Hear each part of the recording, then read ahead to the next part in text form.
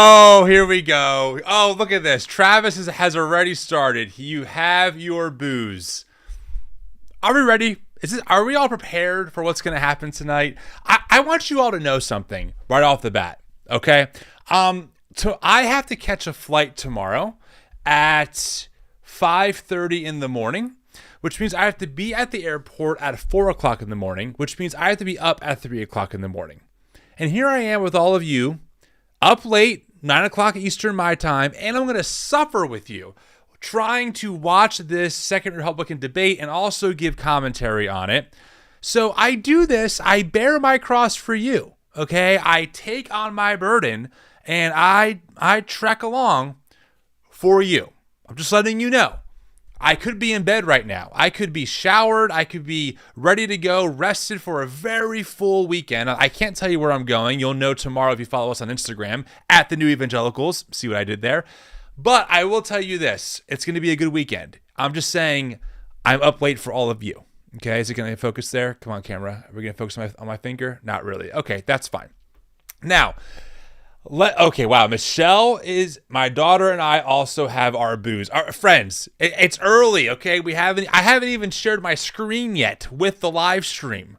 Actually, how far are we here? Play. Okay, there we go.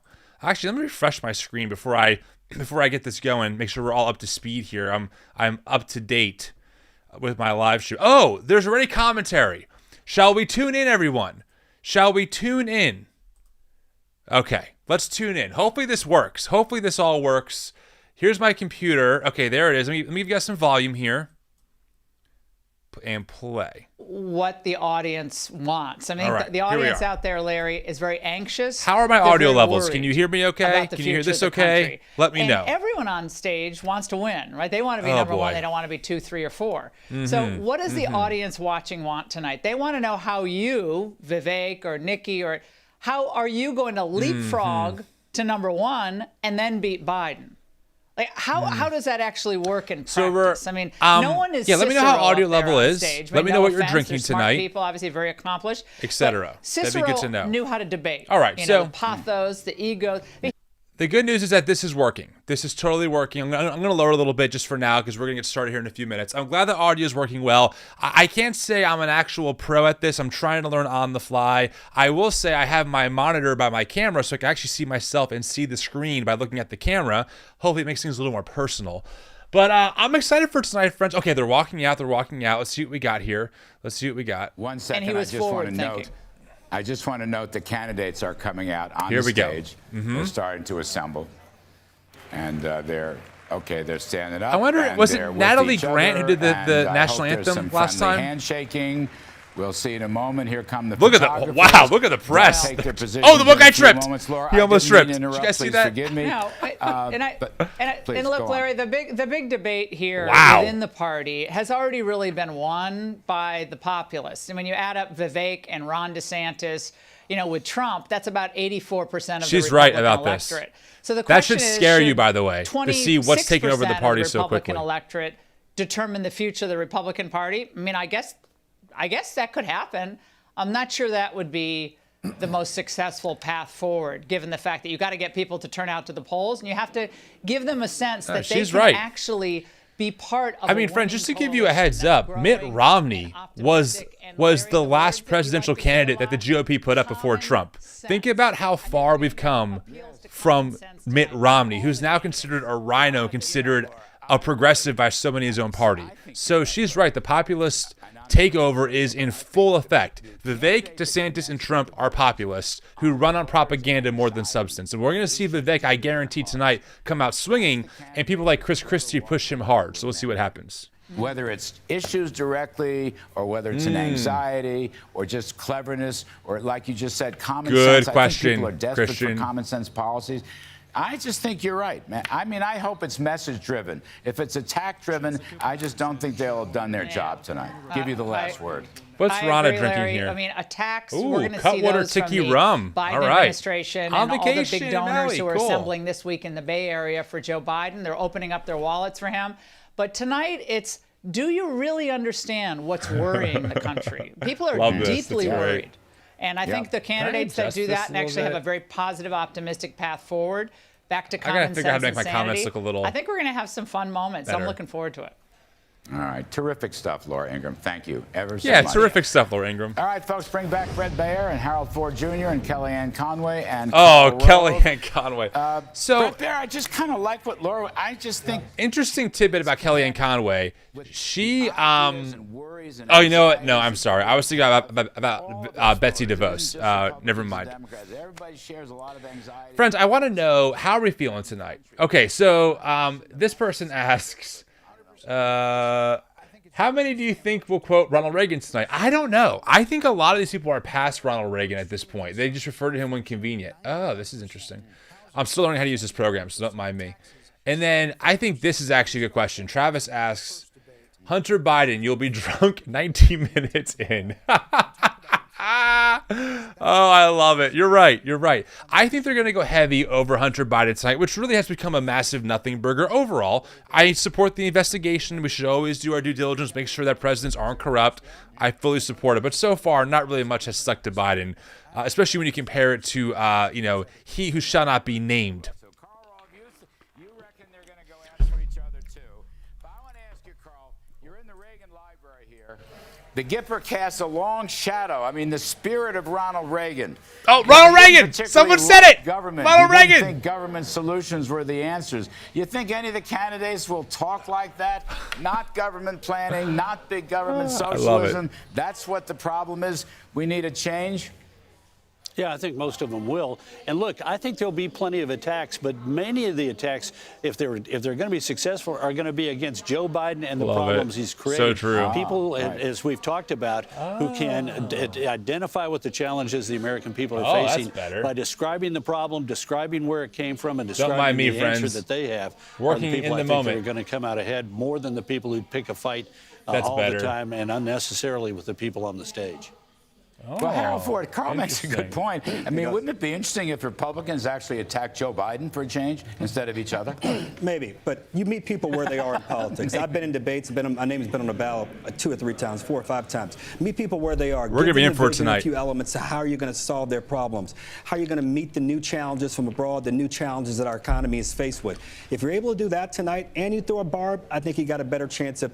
All right, listen, while they're jibber jabbering, if you're new, welcome. You're following and watching the New Evangelicals live stream. My name is Tim. I'm the founder and creator of the New Evangelicals. We're a nonprofit organization helping people navigate a better path forward in their faith, advocating for accountability in evangelical circles, and holding space for folks marginalized by the evangelical church. We follow politics very closely because Christian nationalism is a huge threat. And tonight you're hanging out with me as we kind of watch this debate. My goal tonight is to be as fair as possible. Of course, we'll have some fun in the middle of it, but I'm not here to be unfair. And of course, as a nonprofit, we do not endorse any candidate at all. This is simply my commentary and thoughts along with you as we watch this RNC debate, which I think is so important to watch. Listen, I know right now that Trump most likely will get the nomination, and that will be a whole different discussion when that happens. But it's still important to see who else is kind of in this GOP field. And these kinds of debates, especially when we watched the one last month now, really shows the difference between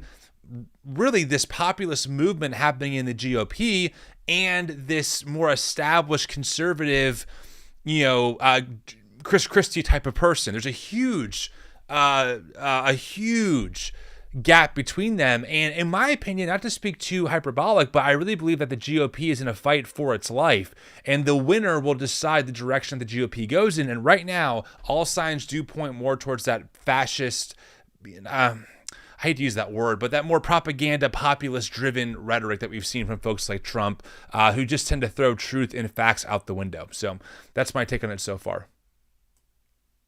That's right. And listen, they have to identify with people. And let's remember, this is a little surreal in that the former president, depending on the poll, is leading by 30, 40, 50 points. So this is an effort to be the alternative at the end of the day, the man or woman who's going to stand up against the former president at the end.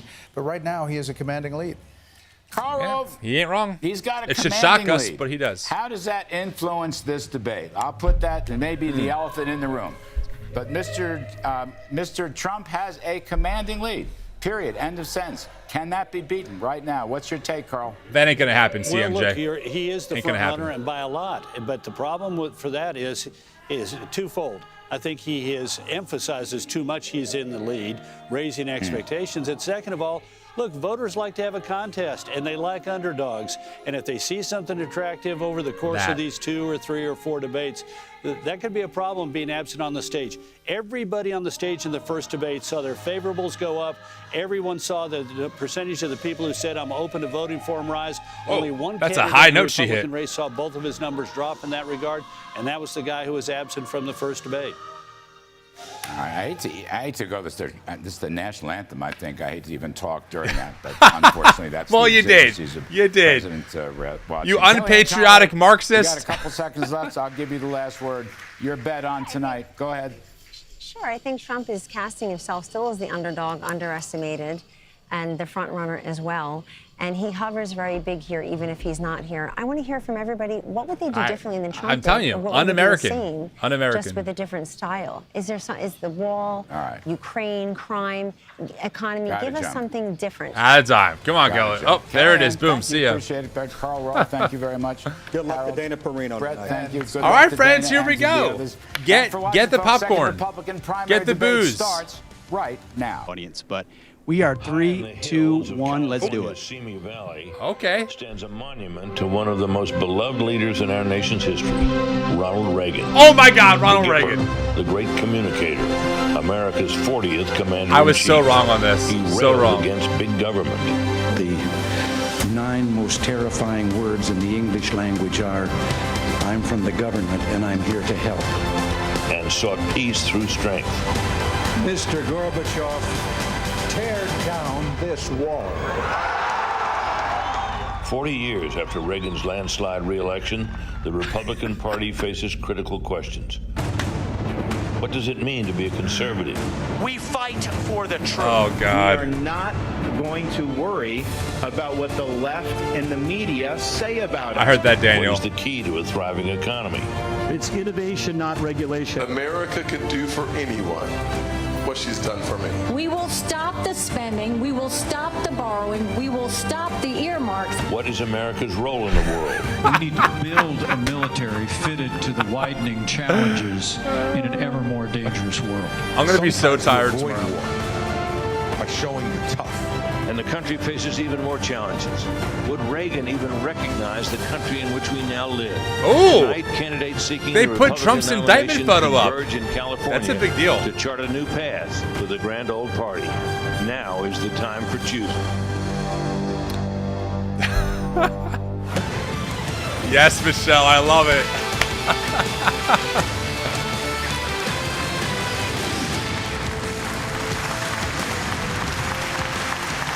Welcome to the second Republican debate of the 2024 primary, live from the Ronald Reagan Presidential Library. Oh, it's at the Ronald Reagan Library? Inside the spectacular Air Force One pavilion. I've never been more wrong, friends. The stage is set for a showdown. I'm Stuart Varney of Fox Business, and I am thrilled to be sitting alongside my co-moderators, Fox News Channel Dana Perino and Ilya Calderon, Univision. Good evening. Oh. Thank you, Stuart. President Reagan famously described America as a shining city on a hill. And tonight, 7 candidates will make the case they should be the one to lead that city into a brighter tomorrow. But first, they have to convince you, the voter. I'm ready. Please allow me to welcome our Spanish-speaking audience. Muy buenas noches a todos. Desde la Biblioteca Presidencial Ronald Reagan, los precandidatos republicanos también buscan su voto para las primarias del partido. Bienvenidos. And good evening. So let's meet the candidates who have qualified and chosen to be on this stage tonight. They are positioned by the order they rank in the polls, with the highest polling candidate in the middle. Standing center stage, Florida Governor Ron DeSantis. There he is. My boy Ron. Entrepreneur Vivek Ramaswamy and former South Carolina Governor Nikki Haley.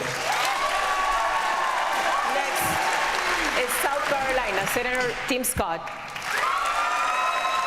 and former New Jersey Governor Chris Christie.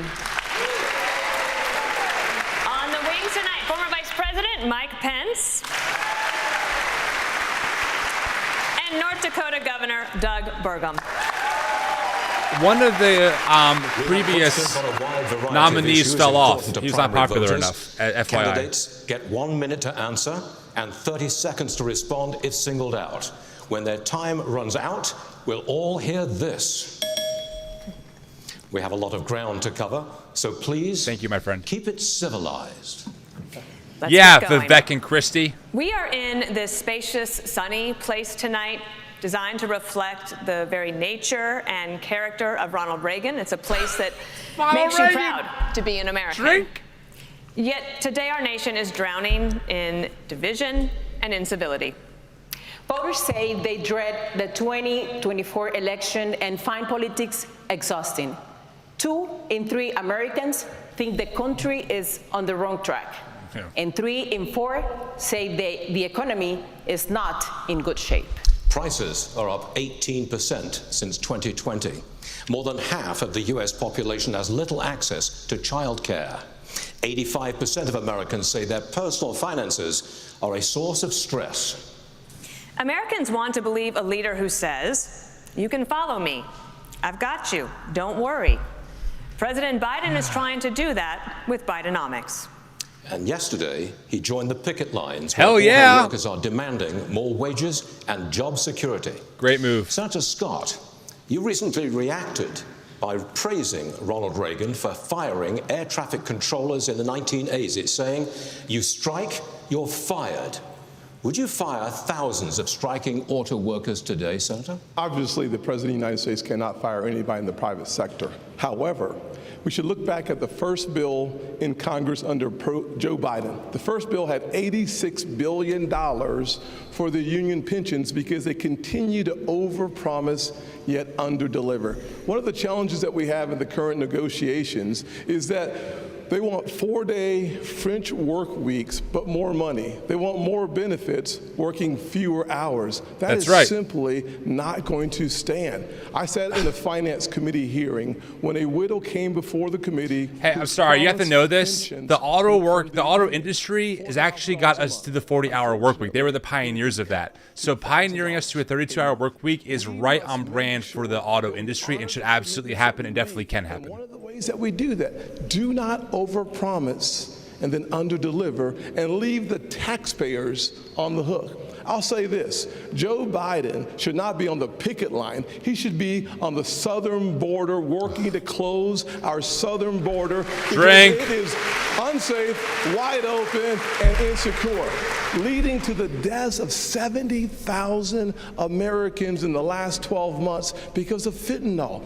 It is devastating. Every county in America is now a border county because fentanyl has devastated Americans in every single state. I will also say 6 million illegal crossings since Joe Biden has taken office, and he eliminated Title 42. The one thing he should do is finish the wall, reinstate Title 42, and get the job done. Such a deflection. Well, I can promise you that we are going to have a lot of questions on the border and immigration. But in the meantime, we do want to talk about the economy and jobs, and especially want to talk about this strike for just a moment more. Exactly, Mr. Daniel. Ramaswamy, you've said you empathize with the strikers. You're standing next to Senator Scott. Do you agree with what he said, or do you think he's wrong? I agree with some of what he said, for sure. I like the spirit of it. I'll say that I don't have a lot of patience for the union bosses. I think that's where he and I actually have a common view. I do have a lot of sympathy for the workers, however. People are going through real hardship in this country. Yes. I've been through hardship growing up. My father stared down layoffs at GE under Jack Welch's tenure at the GE plant in Evendale, Ohio. My mom had to work overtime in nursing homes in Southwest Ohio to make ends meet and pay off our home loan. Yes. So I understand that hardship is not a choice. Okay. But victimhood is a choice. And we choose to be victorious in the United States. You had to ruin it. You know what, if I was giving advice to those workers, I would say go picket in front of the White House in Washington, D.C. That's really where the protest needs to be. Disastrous economic policies that have driven up prices, that have driven up interest rates and mortgage rates. At the same time, wages remaining stagnant. What we need is to deliver economic growth in this country. Unlock American energy. Drill, frack, frack, burn coal, embrace nuclear energy, put people back to work by no longer paying them more money to stay at home, stabilize the U.S. dollar itself, and rescind a majority of those unconstitutional federal regulations that are hampering our economy. That is how we unleash American exceptionalism. And that's not a Democratic vision or a Republican vision. That is an American vision that we embrace economic growth, and capitalism is still the best system known to man to lift us up from poverty, and we should not apologize for it. That's what it means to be an American. That's why the wealth gap is larger than ever, because capitalism works for everyone. That's why. Together, so close. The CEOs of General Motors, Ford, and Stellantis make 336 times the number of rank-and-file workers. That's just part of a wider income inequality trend in the country. The richest 1% now controls 1/5 of all income. Yes. Vice President Pence. Capitalism. Last week you said you side with American workers, but you also support how these companies operate. Which is it?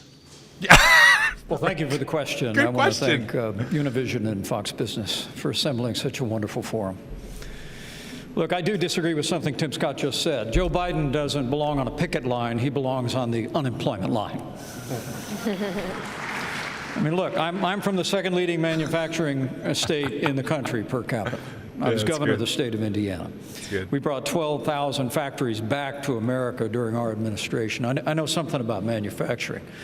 And I got to tell you, while the union bosses are talking about class warfare and talking about disparity in wages, I have to tell you, I really believe what's driving that is Bidenomics has failed. Wages are not keeping up with inflation. Auto workers and all American workers are feeling it, and families are struggling in this economy. And Joe Biden's Green New Deal agenda is good for Beijing and bad for Detroit. We ought to repeal the Green New Deal, get rid of the mandates and subsidies that are driving American gasoline, automotive manufacturing into the graveyard. And beyond that also, as President of the United States, I'll be standing with workers all across America, and I'll be standing for the right to work of every American to join a union or not join a union as they decide. Senator Scott, you were mentioned. Would you care to respond? Really quick, friends. That is such a bad answer. Corporate profits are through the roof. Workers are not going to be paid fairly. Unions help those workers get fair wages. It's just that simple. What she's done for me. It's why we're focusing on restoring hope, creating opportunities, and protecting the America we all love. Growing up in a single-parent household, I wondered if the American dream would work for a kid in the inner city. I've got good news for every single child, whether you're in the inner cities of Chicago or the rural parts of Iowa. America and the dream, it is alive, it is well, and it is healthy. God bless these United States. Is that an answer? Where's the policy? What's the policy to do that? I think we need to look at exactly what happened. Biden showed up on that picket line, but why are those workers actually there? It's because of all of the spending that he has pushed through in the economy that's raised the inflation. So when you look at the fact that we are paying higher gas prices, higher grocery prices, $7,000 more a year for families, what we need to do is I came out with an economic plan, eliminate the gas and diesel tax so that they have more money in their pocket. Let's focus on going after middle America and cutting taxes for middle America and collapsing those brackets. Let's get rid of unfair distortions like the state and local tax that they give to wealthy people in blue states and paid by red states. And let's make sure we make the small business taxes permanent. Pay for they only rural made those America. Temporary. They made the corporate taxes permanent. Let's focus on what it takes to get more cash in the pockets of workers. This is shockingly bad already. That's when we'll be able to deal with strikes like this, not sitting on a picket line like Joe Biden is. Thank you, Governor Haley. We're 15 minutes in to nothing. No answer. I'm sorry. Allow me to. I'm sorry, I have to jump in. Oh, here we go. We're missing the point, and every other network is missing the point. The reason why people are striking in Detroit is because Joe Biden's interference with capital markets and with free markets. The subsidies, we're subsidizing the automakers, and we're subsidizing the cars, and a particular kind of car, not every car. We're subsidizing electric vehicles. And when you decide that we're going to take all of your taxpayer monies, take $1 billion, subsidize a certain type of vehicle, and the batteries come from China. China controls 85% of the rare earth minerals. They're called rare earth because they're measured in parts per million. China is moving 100,000 pounds of earth in Indonesia, in Africa. They're literally destroying the planet so that they can make a battery that's in a car subsidized here. That's why they're striking, because they need 2/3 less workers to build an electric car. Joe Biden, this strike is at Joe Biden's feet. We're going to keep the topic of economy, but allow me to the follow question to Governor Christie. The government will shut down if Congress does not reach a deal by the end of this week. Vice President Pence warns that politics of, quote, Trump's populist protégés, like Mr. Ramaswamy, are a road to ruin for the GOP. If the government shuts down, should voters blame populist Republicans? Voters should blame everybody who's in Washington, D.C. They get sent down there to do the job, and they've been failing at doing the job for a very long time. And let's be honest about this with the voters. You know, during the Trump administration, they added $7 trillion in national debt. And now the Biden administration has put another $5 trillion on and counting. Less than they Trump. Have failed, and they're in the spot they're in now because none of them are willing to tell the truth. None of them are willing to take on the difficult issues. They just want to keep kicking the can down the road. And the inflation that Nikki spoke about is absolutely right, and it's caused by government spending. And that's why people all across this country are suffering tonight. And yet we don't get any answers because Joe Biden hides in his basement and won't answer as to why he's raising the debt the way he's done. And Donald Trump hides behind the walls of his golf clubs and won't show up here to answer questions like all the rest of us are up here to answer. He put $7 trillion on the debt. He should be in this room. Christie is by far the most sane candidate up here. Not even a question. And if the government closes, it's the blame. It is to the blame of everyone in Washington, D.C., who has failed to do their job and just plays to the grandstand. The next question is for Governor DeSantis. Oh, God. Here's how we get it done in Washington. Wow. What is happening? Can we please respect the time? We can get it done. Governor DeSantis, you haven't spoken. Please. The people in Washington are shutting down the American dream with their reckless behavior. They borrowed, they printed, they spent, and now you're paying more for everything. They are the reason for that. They have shut down our national sovereignty by allowing our border to be wide open. Yep. So please spare me the crocodile tears for these people. They need to change what's going on. And where's Joe Biden? He's completely missing in action from leadership. And you know who else is missing in action? Donald Trump is missing in action. He should be on this stage tonight. He owes it to you to defend his record, where DeSantis. They added $7.8 trillion to the debt. That set the stage for the inflation that we have now. I can tell you this, as governor of Florida, we cut taxes, we ran surpluses, we've paid down over 25% of our state debt, and I vetoed wasteful spending when it came to my desk. And as your president, we're going after Disney, we're trying to take over education, we're banning books that talk about our history of slavery in the country. But yeah. Ilya, you mentioned me in the question. I just want to address I'm going to go to Senator Scott, but I have a question that is on the minds of a lot of moms and dads and Americans, and I know that you've been thinking about it because child care costs, they are up. They're topping $10,000 per month. Some families are spending up to half of their income on child care, and they're having to decide, is it worth it for me to work, or does it not make sense for me financially? This is a great question. In 3 days, the billions of dollars in pandemic-era funding is going to end, and 70,000 daycares could close. So you had an effort to broaden eligibility for child care assistance. That fell apart last year. And for the moms and dads out there who are worried. This is a big question.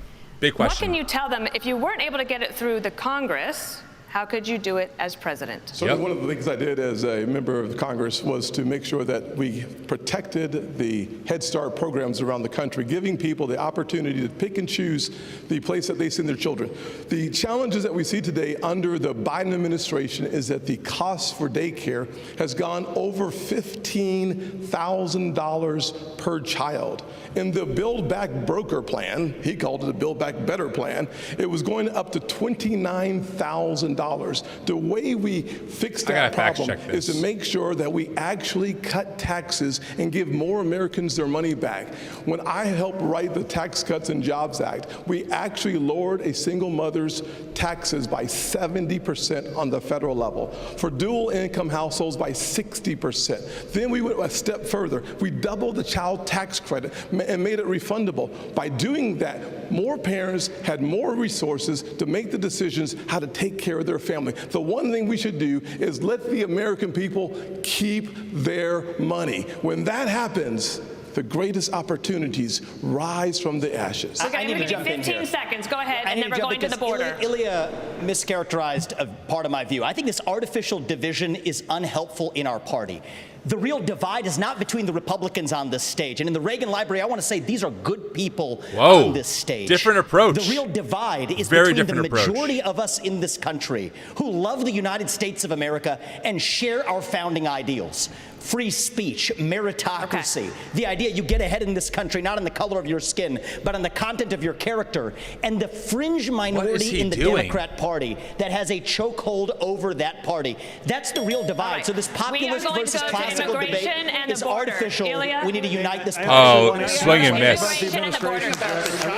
We are going to talk about immigration and the border and childcare. God, they won't stop talking over each other, and the room is so echoey. It's like crazy. Questions. We're going to get to you. We're going to come back to you. There's a lot of time. We're about childcare. Nobody answered the question. In North Dakota, we knew that the cliff was coming. We knew that there was going to be millions of people without it. And so, guess what? We planned.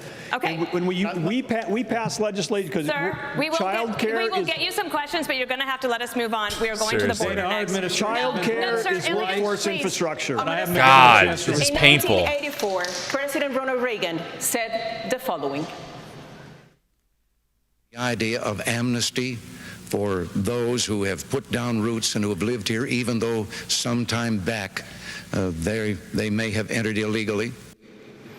2 years later, President Reagan granted amnesty to nearly 3 million immigrants, something no Democrat or Republican president has done since. Governor Christie, as governor of a non-border state in 2010, you supported a path to citizenship. But when you ran for president in 2016, you flipped, saying immigrants should be tracked like FedEx packages. Where do you stand now on a path to citizenship? Good question. For 11 million of undocumented immigrants? The problem is that since no one has done anything since we first had this discussion 13 years ago, we're not in a position to be able to do any of that anymore. What we have to do now is first treat this like the law enforcement problem it is. Our laws are being broken every day at the southern border, every day. And Joe Biden and his crew is doing nothing about enforcing that law. They are letting it go. And by the way, they announced during the presidential race they were going to let it go. I agree. And we need to have a president who acts like I did as governor, enforce the law. First and foremost. And that means what I'll do on day one is sign an executive order to send the National Guard to partner with Customs and Border Patrol to make sure that we stop the flow of fentanyl over the border, but also to make sure that we send a much different message. We want you here in this country to fill the 6 million vacant jobs we have, but only if you come here to follow the law and only if you come here legally. If you come here illegally, we will apprehend you and we will send you back across the border from which you came. And the fact is that until we set a law and order agenda in this country, not only now but in the future, we won't be able to continue this. And I'll tell you this, Donald Trump failed on this as well. He said he was going to build a wall across the whole border. He built 52 miles of wall and said Mexico would pay for it. Guess what? I think if Mexico knew that he was only going to build 52 miles, they might have paid for the 52 miles. Thank you, Governor. All right, Governor Haley. Yeah, that's my least favorite take, right, Christie, by far. That's just a bad take. 100%. You've seen the Fox News drone. It's captured the steady stream of people coming into the country on a daily basis. In fact, I believe we have a live picture of it tonight. That is happening right now, live. Wow. In the last decade, 30 the people. U.S. has spent Whoa. nearly $55 billion to address the root causes of migration. But crime, poverty, and corruption, they persist, and the number of migrants is only growing. Are we wasting our money? Well, what happens is when Joe Biden waved the green flag, it told everybody to come. And now we've seen 6 million people cross the border. We've had more fentanyl that have killed Americans in the Iraq, Vietnam, or Afghanistan wars combined. We need to make sure that we are a country of laws. The second we stop being a country of laws, we give up everything this country was founded on. So we have to secure the border. The way we do that is, first of all, defund sanctuary cities. You see what's happening in Philadelphia right now. It's got to stop. We need to make sure we put 25,000 more Border Patrol and ICE agents on the ground and let them do their job. I spent 400 miles down that border, and I'm telling you, Border Patrol agents aren't allowed to do their job. Let's go back to Remain in Mexico policy. Instead of catch and release, let's go to catch and deport. What about what about the aid that federal taxpayers are paying to deal with the root causes? It's not working?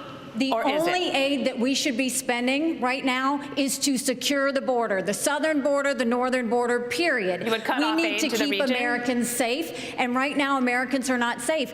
Only when we fix the immigration system, only when we get the border secure, should we ever look at putting any more money into this.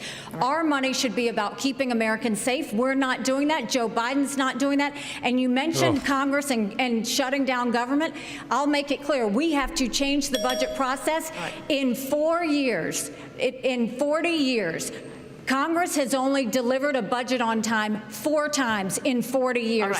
If they don't keep the government open, they should not get paid. No pay, no budget. That's the way we should have Governor DeSantis, we have a question for you. Yeah, do you want to go to China invested DeSantis. $12 billion in Latin America just last year. They signed strategic partnerships with 7 countries, including Mexico. And China's military ties to the region now include arms sales and training exercises. Are you comfortable with China deepening ties with our southern neighbors? Of course not.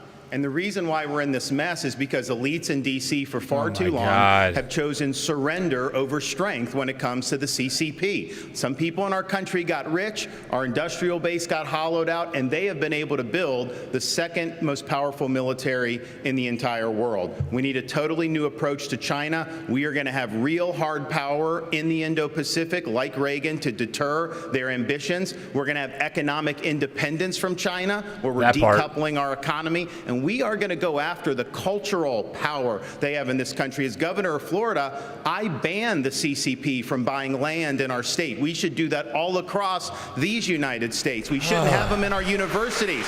We shouldn't have Confucius Institutes. So you see a country in decline, our power's in decline. China's going to surpass us this decade, and if they do that, that's going to affect every single American household. As your president, I am not going to let that you're right, happen. Daniel. There's just no substance so far. No substance. When it comes to the no CCP. solutions. It's all blame, blah, blah, blah. Ugh. Under Joe Biden, we are a country in retreat. You proposed, quote, universal deportation for all undocumented immigrants and their children, even if the children are citizens of the United States. Yep. Under what legal premise will you expel U.S. citizens? Good question. So the first thing I want to say is I agree with everything the Republicans on the stage are on the right side of this issue.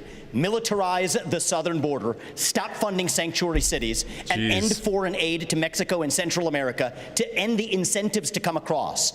But I do go a step further. You're right about that, Ilya. I favor ending birthright citizenship for the kids of illegal immigrants in this country. Now, the left will howl about the Constitution and the 14th Amendment. The difference between me and them is I've actually read the 14th Amendment. What it says is that all persons born or naturalized in the United States and subject to the laws and jurisdiction thereof are citizens. So nobody believes that the kid of a Mexican diplomat in this country enjoys birthright citizenship. Not a judge or a legal scholar in this country will disagree with me on that.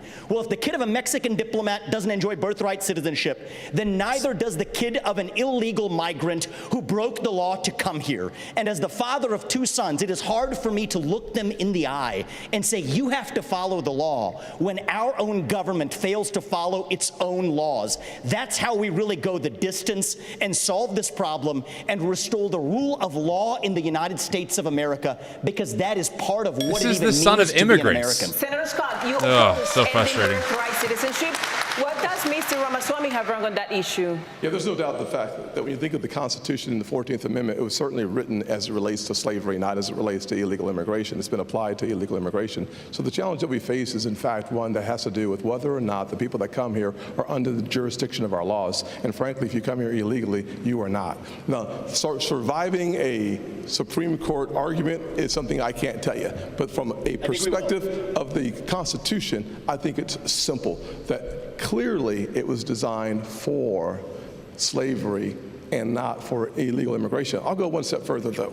When we have a conversation about the things that are happening on this stage, we think about the fact that Vivek just said we were all good people, and I appreciate that, because last debate he said we were all bought and paid for. And I thought about that for a little while and said, you know, I can't imagine how you could say that knowing that you were just in business with the Chinese Communist Party and the same people that funded Hunter Biden millions of dollars. Oh, Hunter Biden drink. It's not nonsense. So look, here's what I want to respond. These are good people who are tainted by a broken system, and it's not the fault of anybody who's involved. Some of us are tainted. Excuse me. Thank you for speaking while I'm interrupting while I'm speaking. You said if I may finish. Here we go. You can't be on both sides. Gentlemen, you'll have your turn. One of the challenges we should have please focus on the issues that matter. Oh, so painful. Business in China. Everybody knows that. If I may address, focus on holding Joe Biden accountable. That's what we need to be focusing on. I actually agree with Ron DeSantis. My head is spinning. Exactly. So if I may, I agree with Ron DeSantis on China. When every other CEO expanded into the Chinese market, you know what I did with my first company? We opened a subsidiary in China. But you know what I did that was different than every other company? We got the hell out of there. And when I started my next company, Strive, right when it years ago. Right when I started my next company, Strive, to compete against BlackRock. Excuse me. To compete against BlackRock, I made a commitment that we would never do business in China. And I will say something. I think you have more than time to explain your point. Well, if I was interrupted by a lot of people here, and I want to be respectful because I believe these are good people, but I do not believe in these. We're sitting here in the Reagan Library. Yes, I wish you in did the not honor of Ronald Reagan's library, if I may. From one admirer of Ronald Reagan to another. From one admirer of Reagan to another, we cannot violate. So bad. I want to hear about that. Let's have a policy debate. What's going on? Guys, let's have about their record. Let's have a policy debate. Sorry, for all of our sakes, my head is spinning. I can barely hear. They won't shut up. This is painful. Oh, shit. Sorry, guys. What happened? What happened to my stream? Whoa. Fox News. I demand you come back to me. There we go. Vivek pulled out of his business deal in 2018 in China. That must have been about the time you decided to start voting in presidential elections. So we're nice to have you participating in elections. So perfect timing. Let me speak to this issue. Number one, I negotiated the Remain in Mexico policy with the Mexican government. We used economic power to bring the Mexican government to the table. We built hundreds of miles of border wall. And despite what's said here today, we reduced illegal immigration and asylum abuse by 90%. And as President of the United States, I can do it again. That's like verifiably not true. The truth is we need to fix a broken immigration system, and I'll do that as well. But first and foremost, a nation without borders is not a nation. And we have to secure the southern border of the United States of America. I know how to do it, and we will do it again. Let me say one other thing about China. Let me say one other thing about China. Would you negotiate with Congress to give a solution to the problem that Dreamers have right now? They are on a limbo. Well, let me tell you, I served in Congress for 12 years, although it seemed longer.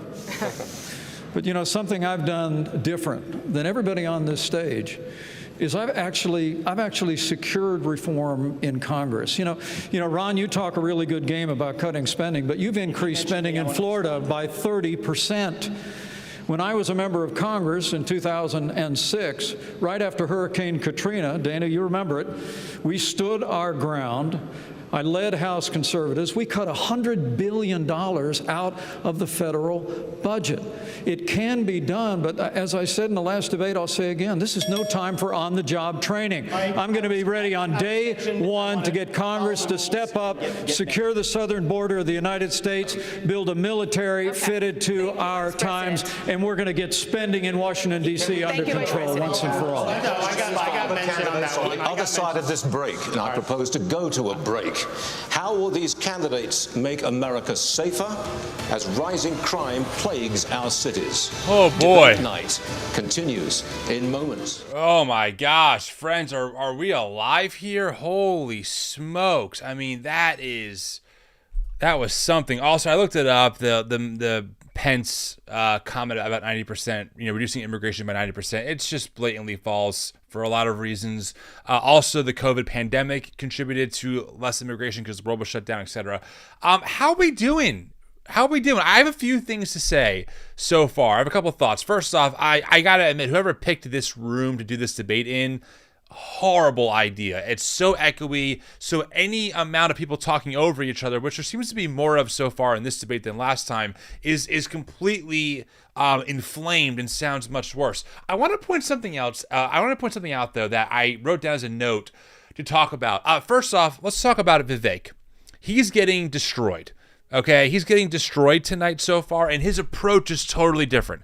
Remember the last debate, he came out swinging, I'm the only one not bought and paid for, these people are clowns, and then Christie and Haley put him in his place quickly, right? His approach is so different. The whole, we're all Republicans on the stage tonight. We're all in agreement. The real issue is the fringe part of the Democratic Party is a complete shift from his rhetoric, so that's noted. One other thing I want to mention. Tonight, there is a bilingual debate moderator speaking Spanish. I love that. Make no mistake. Okay, I think that is wonderful.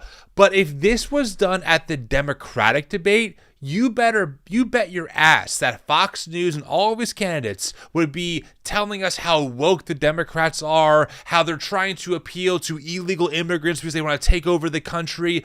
The reason why they're doing this tonight is because they know that the GOP has gained some grounds with certain Mexican people and even there's another group, I'm sorry, forgive me. For now, I'll just say Hispanic folks, mostly a lot who voted for DeSantis. And so this is clearly pandering to that group of people. That's exactly what this is. But again, if the shoe's on the other foot, they would be accused of being being woke and all that good stuff. So, by the way, Dave, can the dude in the corner, STFU, God, bro, no one wants to hear you. Bro, you're on the wrong stream. Yeah, oh yeah, this is one of those guys. Dave, you can hit the goodbye button. You know what? Let me do you a favor. Since you're cursing at me and dehumanizing, let me just go ahead and do you a favor. Goodbye. Bye. Oh, wrong person. Sorry. Bye. There you go. You're gonzo. If you don't like what I'm saying, you can turn the channel. I don't give a crap. So, anyway, so far, what I would say is Chris Christie, I think, makes the most compelling cases in this opening debate for me so far. His take on illegal immigration is total garbage, in my opinion, and it's not good at all. But yeah, I would say there's really no clear winner here so far tonight. It's been very talking all over each other and very muddled and very hard to hear. No substance so far. The whole auto worker thing, it's such a clear case. This is not hard to comprehend.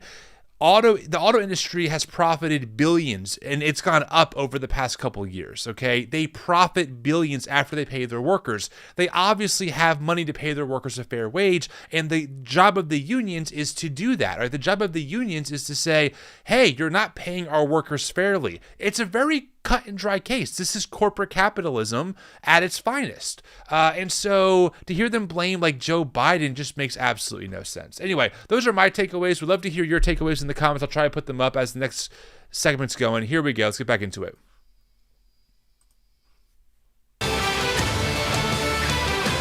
Again, friends, let me know how the audio is. I'm trying to not talk too much, but also get some commentary. Republican Thanks for your presidential feedback. debate. I do want to just remind everyone, there's 1 minute for questions, 3 seconds for a follow-up, and the more you mention each other, that means the fewer questions you're going to get. Okay, Yes. so we want to talk you. about crime. This has been a horrendous problem in our country. The Fox News and others have been covering it. Governor Christie, crime in major cities is striking fear into the hearts of Americans. Just last night, looters took over the streets of Philadelphia. You said in the last debate that you would use U.S. attorneys to prosecute crimes local prosecutors won't. But they are stretched as well, and they could not handle all of the lawlessness, the shoplifting, all the carjackings, the armed robberies. They're all surging. Progressive prosecutors were elected by their constituents, and they can't be fired by a president. So what would you do to end the revolving Those are current door crime of rates. criminality? They're actually down, Well, look, just so Dana, you all know. The only one They're on the down. stage who's done it. For They're 7 years, I ran the 5th largest office in this country at the U.S. Attorney's Office in New Jersey, and we set records for the number of prosecutions that we brought that still have not been broken. And the reason was that we went after the crime that was affecting people's lives. And as president, I will appoint an attorney general and instruct that attorney general that you are to put all the resources that are necessary to bring our cities back under control. The fact is, they will be stretched.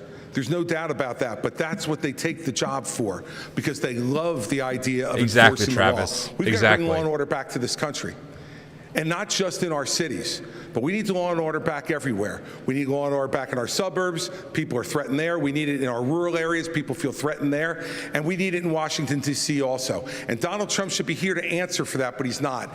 And I want to look at that camera right now and tell you, Donald, I know you're watching. You can't help yourself.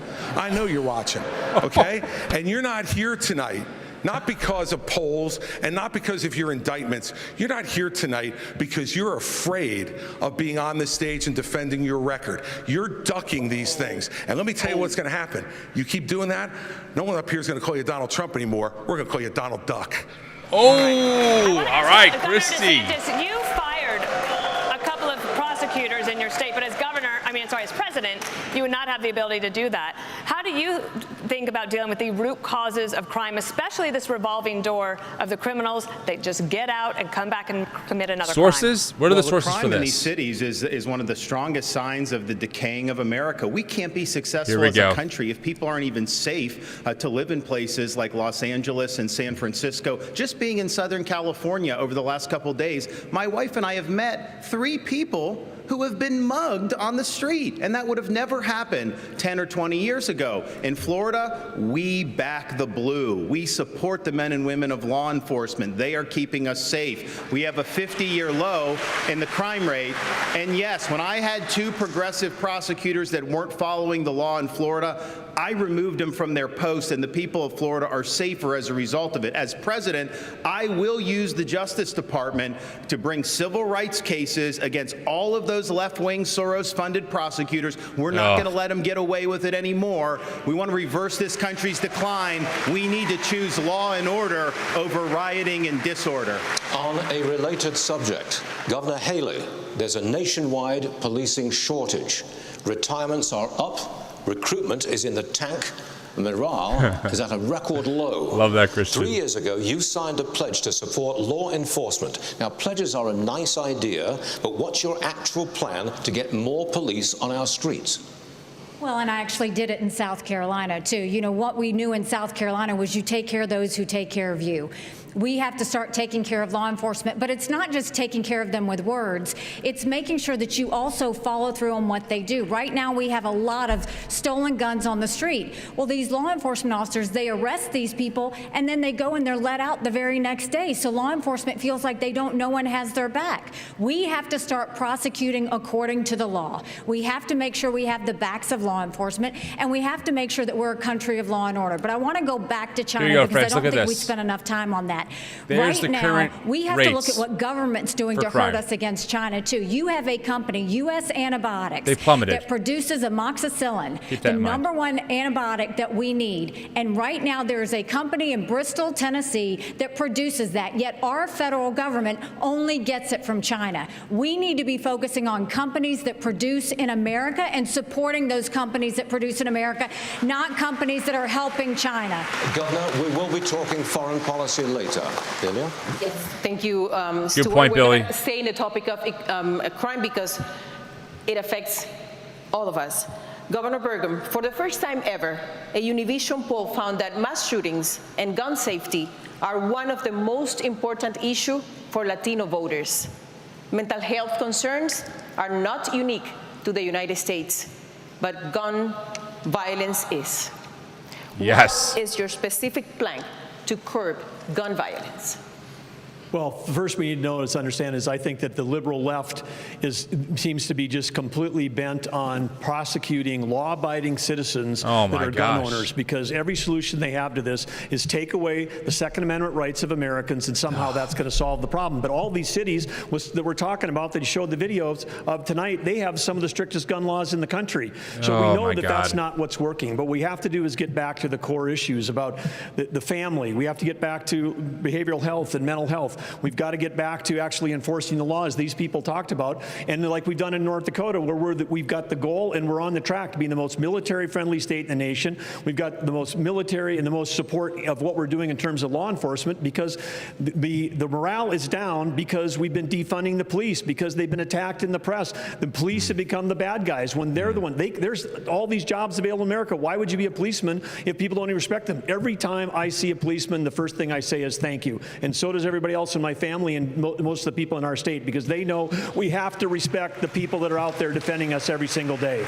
Really quick, on the mental health thing, these are the same people who don't want universal health care for people to get access to mental health, so it's a revolving door. At official border crossings, and 57% of the smugglers are U.S. citizens. Yeah. How would you stop fentanyl brought into the country, mostly by U.S. citizens, through ports of entry? Oh, there's two look at sides that. to this, and we have to be very honest about it. One is we do have to seal that southern border. Building the wall is not enough. They're building cartel-financed tunnels underneath that wall. Semi-trucks can drive through them. We have to use our own military to seal the Swiss cheese of a southern border. But we also have to be honest. There's a demand-side problem in this country, too, a mental health epidemic. I met family in Iowa. Two parents, Kathy and Derek. They lost their son, Sebastian, 17 years old. He bought Percocet on Snapchat, and then he died. Why did he die? Because it was laced with fentanyl. That is closer to bioterrorism, not a drug overdose. That is poisoning. So it is our job to make sure that never happens. But it's also our job to make sure that 17-year-olds don't turn to Percocet via Snapchat. We have to bring back mental health care in this country, not with pump and pharmaceuticals, but with faith-based approaches that restore purpose and meaning in the next generation of Americans. Many of them are getting it through social media. And this isn't a Republican point or a Democrat point, but if you're 16 years old or under, you should not be using an addictive social media product, period. This is something that we can both agree on, and we can revive both the mental health of this country while stopping the fentanyl epidemic that will kill more people this year than who died on 9/11. And I refuse to be a passive bystander sitting in the White House like the hollowed out husk of a current president we have. We will step up and address this problem to stand for Americans and our children. President Pence encouraging TikTok. Quit encouraging TikTok. Someone asking for a fact check on the tunnel piece. Here's what I found. As Commander-in-Chief, I'm going to use the That's what I U.S. found for the military tunnels. to go after the Mexican drug cartels. Yeah, here comes They DeSantis. Are We're killing going our people. What does and this the even stories mean? that I've seen in Florida, we had an infant, 18 months. Parents rented an Airbnb. And apparently the people that had rented it before were using drugs. The infant was crawling, the toddler was crawling on the carpet and ingested fentanyl residue and died. Oh, that is tragic. Are we just going to sit That's here horrible. and let this happen, this carnage happen in our country? I am not going to do that. So I guarantee you on day one, this border is going to be a day one issue for me as president. We're going to declare it a national emergency. Yes, we'll build the wall. We'll do remain in Mexico. But those Mexican drug cartels are going to be treated like the foreign terrorist organizations that they are. Jeez. All right, Vice President Pence, we're going to move on to a different issue. Oh, here we go. Vice President Pence. $5 billion. Just last month, Vice President Pence, you said if elected, you would repeal all Obamacare mandates. However, you also made that same promise in 2016. And at that time, Trump-Pence had congressional majorities for at least the first 2 years, and you did not deliver on that promise. So Obamacare, right now, it is more popular than ever. Why should Americans trust you, if you become president, to fix that, or is Obamacare here to stay? Well, first, let me speak to the mass shootings issue, and then I'll answer that question. It's an important one, Dana. Look, I'm someone that believes that justice delayed is justice denied. And as a father of three, as the grandfather of three beautiful little girls, I am sick and tired of these mass shootings happening in the United States of America. And if I'm president of the United States, I'm going to go to the Congress of the United States, and we're going to pass a federal expedited death penalty for anyone involved in a mass shooting so that they will meet their fate in months, not years. It is unconscionable that that does not solve the problem of mass shootings. Spend the rest of his life behind bars in Florida. What is That's he saying? Not justice. We have to mete out justice and send a message to these would-be killers that you are not going to live out your days behind bars. Most of them don't survive after they commit a mass shooting. They usually take their own life or are killed by police. That's a horrible, horrible take.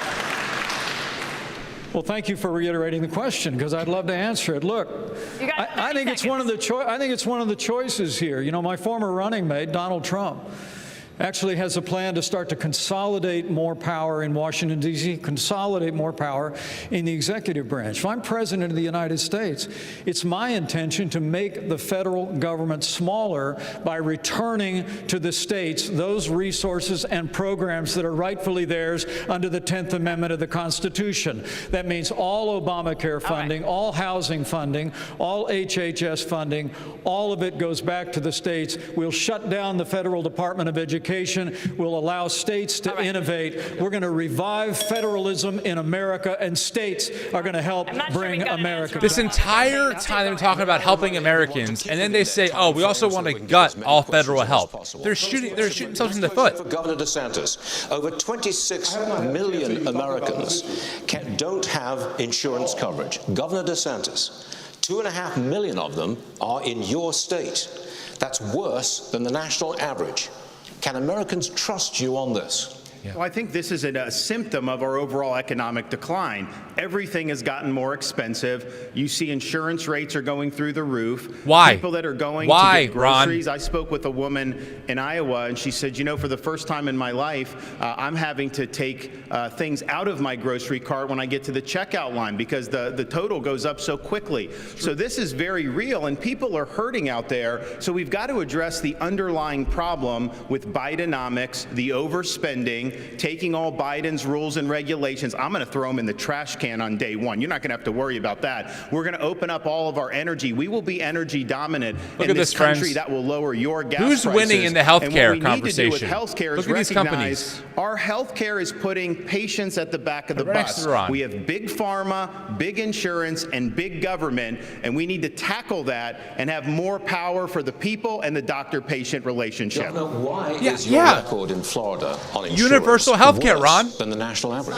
Our state's a dynamic state. We've got a lot of folks that come. Of course, we've had a population boom. We also don't have a lot of welfare benefits in Florida. You know, we're basically saying this is a field of dreams. You can do well in the state, but we're not going to be like California and have massive numbers of people on government programs without work requirements. Do you not hear this man? We believe you work, and you got to do that, and so that goes for all the welfare benefits. And you know what that's done, Stuart? Our unemployment rate is the lowest amongst any big state. We have the highest GDP growth of any health big insurance, state, and even CNBC, non-coverage is the highest. Mine rank Florida the #1 economy in America. Do you hear that? He just said it. Well, we don't want to help people. We have no desire to help people. Healthcare is the leading cause of bankruptcy for American families, accounting for 2/3 of all personal bankruptcies. As president, how you protect Americans who get sick from financial ruin? First of all, how can we be the best country in the world and have the most expensive health care in the world? We have an issue. My mom was in the hospital, and when she was in the hospital, they tried to bring her a couple of Tylenol, and she said, I don't need it. And they said, honey, go ahead and take it because you're paying for it anyway. Why is it that when we got the bill, the insurance company and the hospital negotiated the bill for her without her having anything to do with it? When I am president, we will break all of it, from the insurance company to the hospitals to the doctor's offices to the PBMs to the the pharmaceutical companies. We will make it all transparent, because when you do that, you will realize that's what the problem is. Second thing is you've got to deal with tort law. The doctors don't give you the 10 tests because they want to. It's because of the 90% chance they'll get sued. And then we need to bring competition back to healthcare, get rid of certificate of need systems, and make sure that they can compete. We have to put the patient in the driver's seat. They've been in the back seat for way too long. And once we give the patient the ability to decide their healthcare, deciding which plan they want, that is when we will see magic happen. But we're going to have to make every part of the industry open up and show us where their warts are. People can already do that. It just costs thousands of dollars to do that. That's the whole problem. For-profit insurance companies are absolutely crushing our healthcare system. We talk about why do we have the most expensive healthcare in the world? It's because the federal government got involved the same way they did with EVs, and they said, we're going to subsidize a particular kind of software back in 2008 under Obama, and they said, hey, we're going to do this. It's going to make everyone more productive. All of you that are watching have been to a doctor's office when the doctor's got his back to you and their hands on a keyboard. The only industry in the world that's ever absorbed $1 trillion of IT and became less productive. They saw less patients per day as U.S. healthcare because they were subsidizing a certain kind of technology. It wasn't about improving healthcare. It was about picking winners and losers. Every time the federal government's involved, whether it's higher education, healthcare, or now the auto industry, things get more expensive and less competitive. The federal government gets involved to regulate corrupt industries. It's a horrible hybrid. It should be one. The government's role in finding a way forward. The second Republican debate rolls on from Simi Valley. All right, another break. Let's talk about this healthcare thing. This stuff. Oh, it's Reagan. We'll listen to it later. This healthcare conversation is so telling because here we have health insurance companies that I shared the screen earlier are recording record profits, up billions of dollars in profits, and healthcare premiums are through the roof. The government tries to subsidize them to make them affordable, which obviously gives those companies a blank check to charge whatever they want. I agree there. The answer then is not to get the government out of it so healthcare companies can run rampant and rogue. The solution is figuring out how to get every American covered with universal affordable healthcare, which many nations do, and it works really well, really freaking well.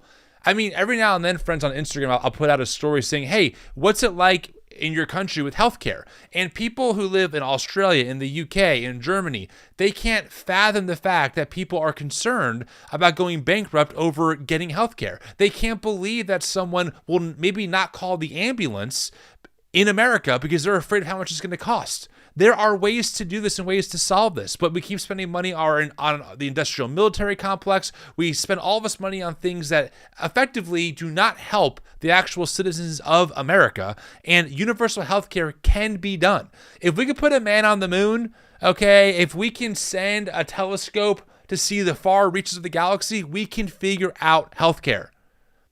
And so these answers to me were completely lacking. I just cannot believe it. Cannot believe it. Some things should not be for profit. Imagine if our police system or our firefighter system was based on a for-profit industry. It's not. It's socialized. Part of our taxpayer money covers firefighters. So when our house burns down, we're not worried about what our firefighter insurance covers and what it doesn't cover, etc. There's no reason we can't do that with healthcare in this country. Hard stop. And it's ridiculous to hear these candidates talk like this, trying to pretend that, we really feel bad for the American average American worker who can't get a fair wage. Also, I don't support them unionizing, and we need to get the government out of the corporate sector so that way what? Corporations can profit more so workers have less protection. And not to mention, by the way, friends, and I'll get back to our conversation here in a minute. For people who work, a lot of them, their healthcare is tied to their job, which only benefits corporations. It only helps them. It becomes a nasty cycle where people feel like they can't leave their job because what if they can't get the same amount of healthcare, or what if they lose their doctor because it's out or in or out of network? That's not a thing for many people who live in other places in the world. It's just not. It doesn't have to be here. It's so frustrating. That's what annoys me the most. I think so many of these stories that they shared, people, losing their lives to gun violence, or the toddler who had a fentanyl overdose. Of course, these are real things. These are really serious issues. But the response, the answer, it's like, what are you even talking about? What is your solution? What is your actual solution to this? Government has a role to play. Part of the role of a healthy government is to promote the well-being of their citizens and hopefully the world around them. And so far, if you look at the data, there's a reason why corporate profits are through the roof. There's a reason why the wealth gap is getting bigger and bigger and bigger, and the middle class is eroding. Those are all major problems. And so far, what I'm hearing tonight, and I'd love to hear your thoughts on this, not a lot of good answers. Not a lot of good answers. Just a lot of rhetoric. Yeah, I agree, Esteban. Employment-attached healthcare is one of the biggest mistakes we ever made. I completely agree with you on this. 100%. 100%. People should not have to go to Canada because even after their insurance, they can't afford insulin. I lived in the UK and never had to worry about whether I'd die because I can't get insulin. Exactly. It's exactly. And I really would love to hear serious answers here. I want to hear them. I want diversity of thought. I want to hear a Republican say, we have to get people affordable health care. Here's how we can do it. So far, that's lacking. Thanks for being here, friends. Hopefully you're enjoying this. If you are, give us a subscribe. If you like this, you can send us some love. That'd be great. We'd love to know if you like what we're doing here. It's been a lot of fun doing this with you. I really enjoy doing this. It's a lot of fun to be here, be live with you, kind of watching this with you. It's just a good time. All right, so they're getting ready here. Take it. We got about 30 seconds. I was just going to say, 30 seconds.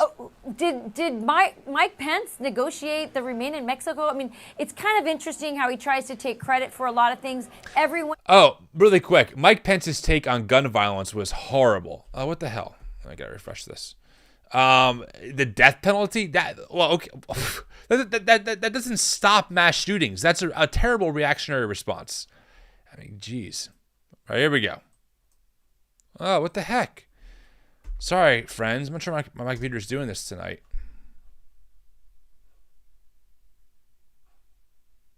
They are in academic trouble. They have lower scores in math and reading.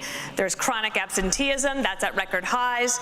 And this has even been called education homicide.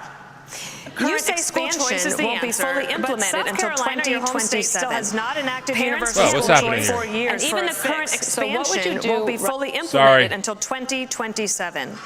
Parents can't wait 4 years for a fix. So what would you do right now?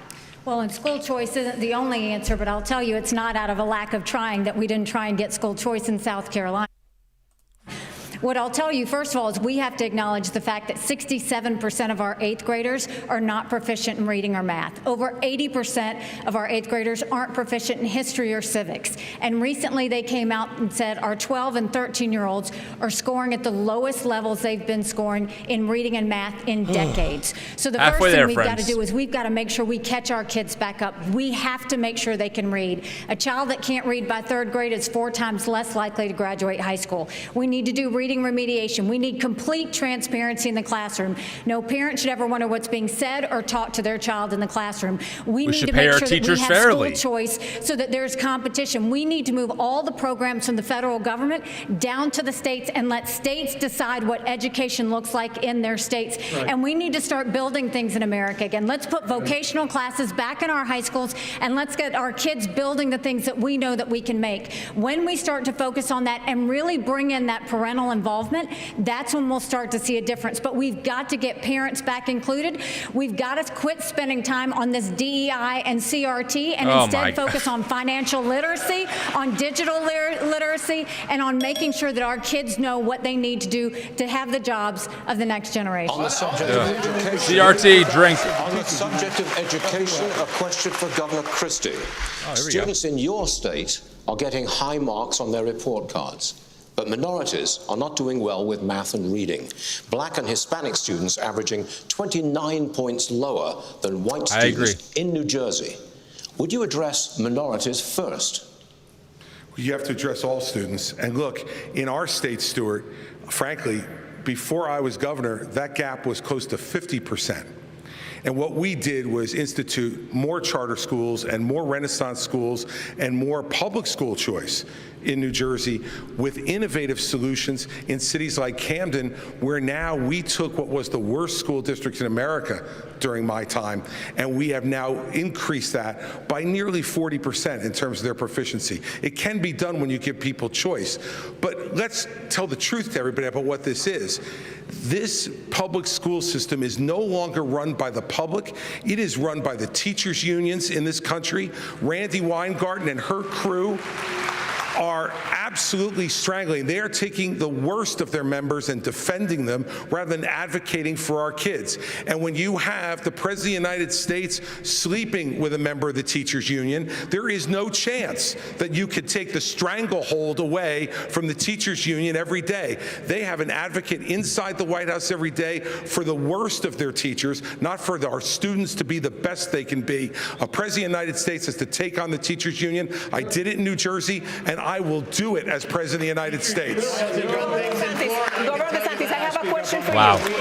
Governor DeSantis, I have a question for you. Are you guys having trouble seeing me? Florida's new Black History curriculum says, quote, slaves develop skills which in some instances could be applied for their personal benefit.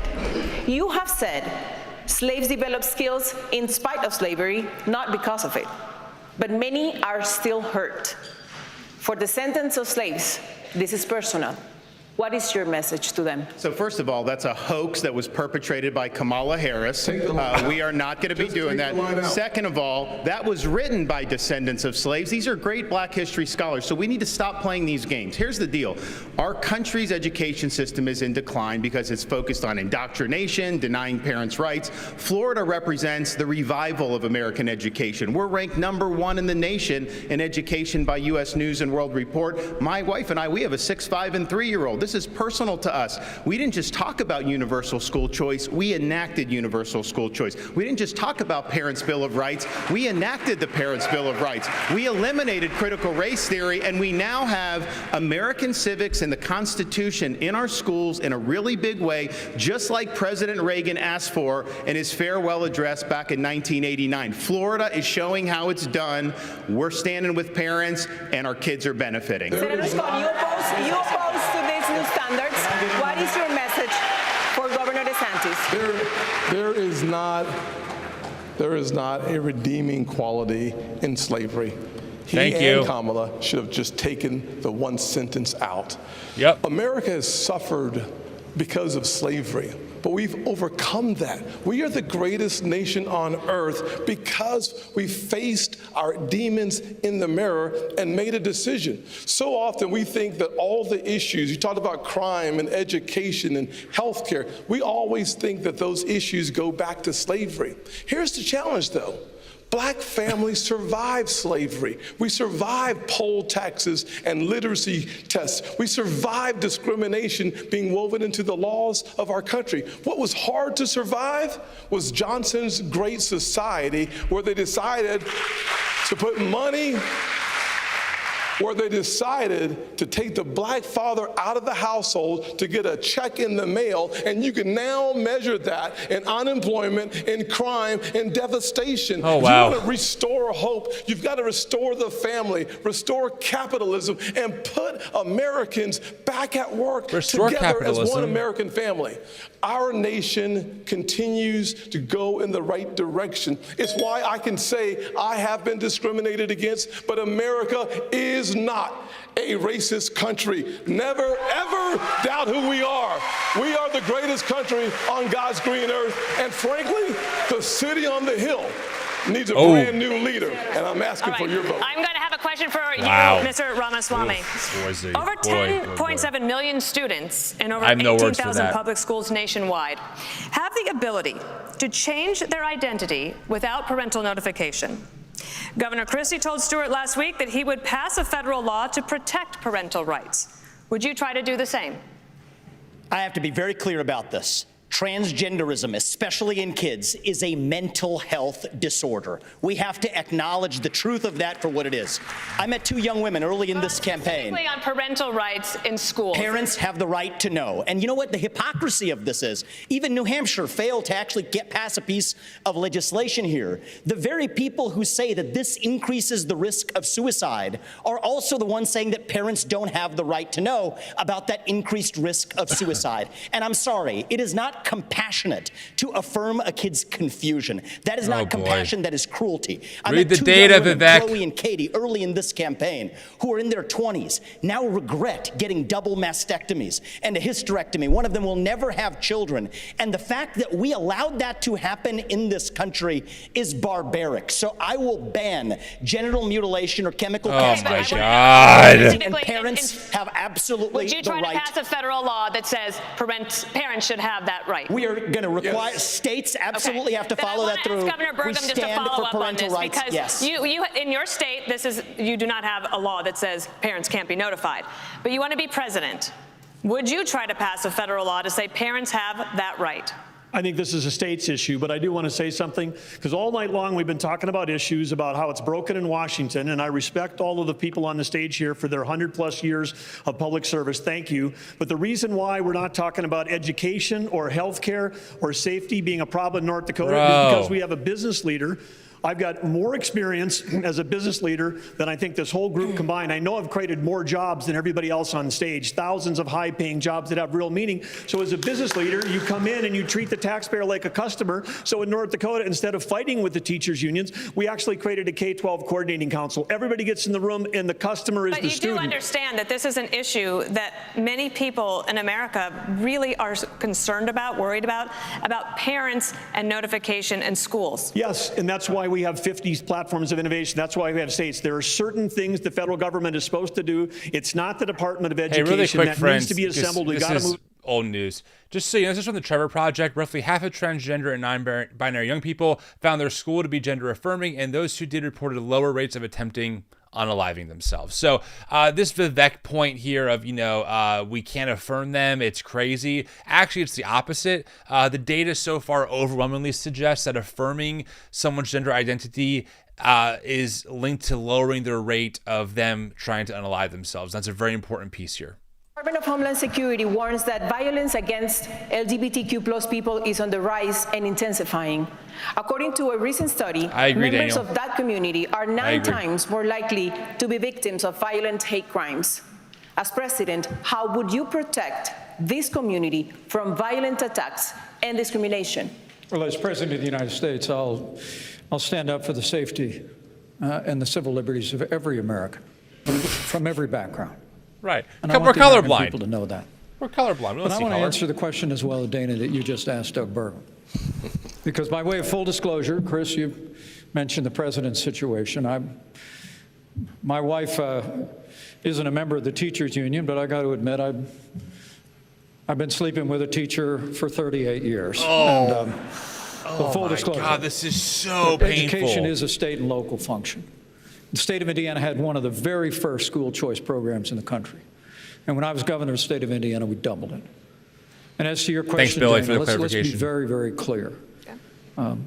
When the Linn-Mar Community Schools in Iowa had a policy where you had to have a permission slip from your parents to get a Tylenol, but you could get a gender transition plan without notifying your parents.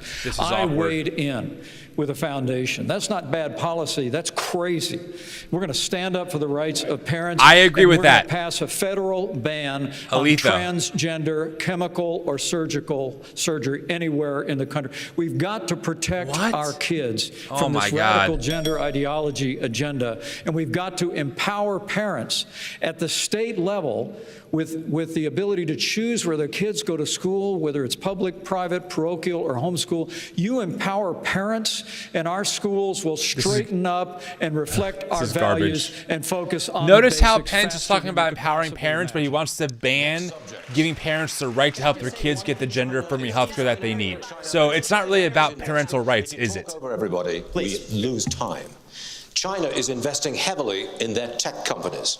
$280 billion every year on semiconductor research and development. That is 1 CHIPS Act per year. Governor DeSantis, you say companies like Google and Meta have too much power.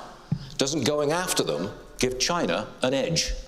No, I think you look at how our societies develop. They have huge amount of power over our society. They've cracked down on free speech. We're not saying you don't want them to do business, but you want it to be a free market. And right now they're monopolies. But this issue of China, I think, is really going to be fundamental.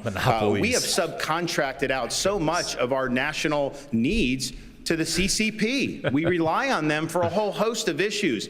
We need to reshore and we need to decouple all those important industries. We need to get that back in the United States. They are our top geopolitical adversary by a country mile. Xi Jinping's got huge ambitions, not only in the Asia Pacific, but as you mentioned earlier, in our region. But ultimately, we've got to beat him on the economy. And so that's what we'll do as President of the United States. Governor Christie, I wanted to follow up on this because 22% of American workers fear their jobs will be lost to a robot. And you said in the past that the free market is the way to go.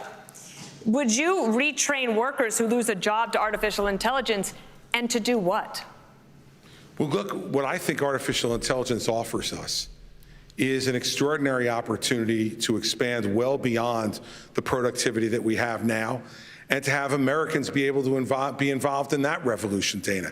You know, each time we have shown incredible innovation and progress in this country. What we've done with it is to expand all kinds of new, even unthought of opportunities for folks.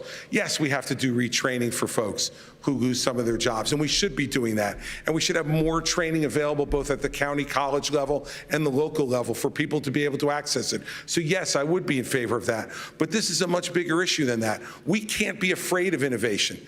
America has been the great innovator of this world over the last 250 years, a technological innovator, a manufacturing innovator, and a freedom and governmental innovator.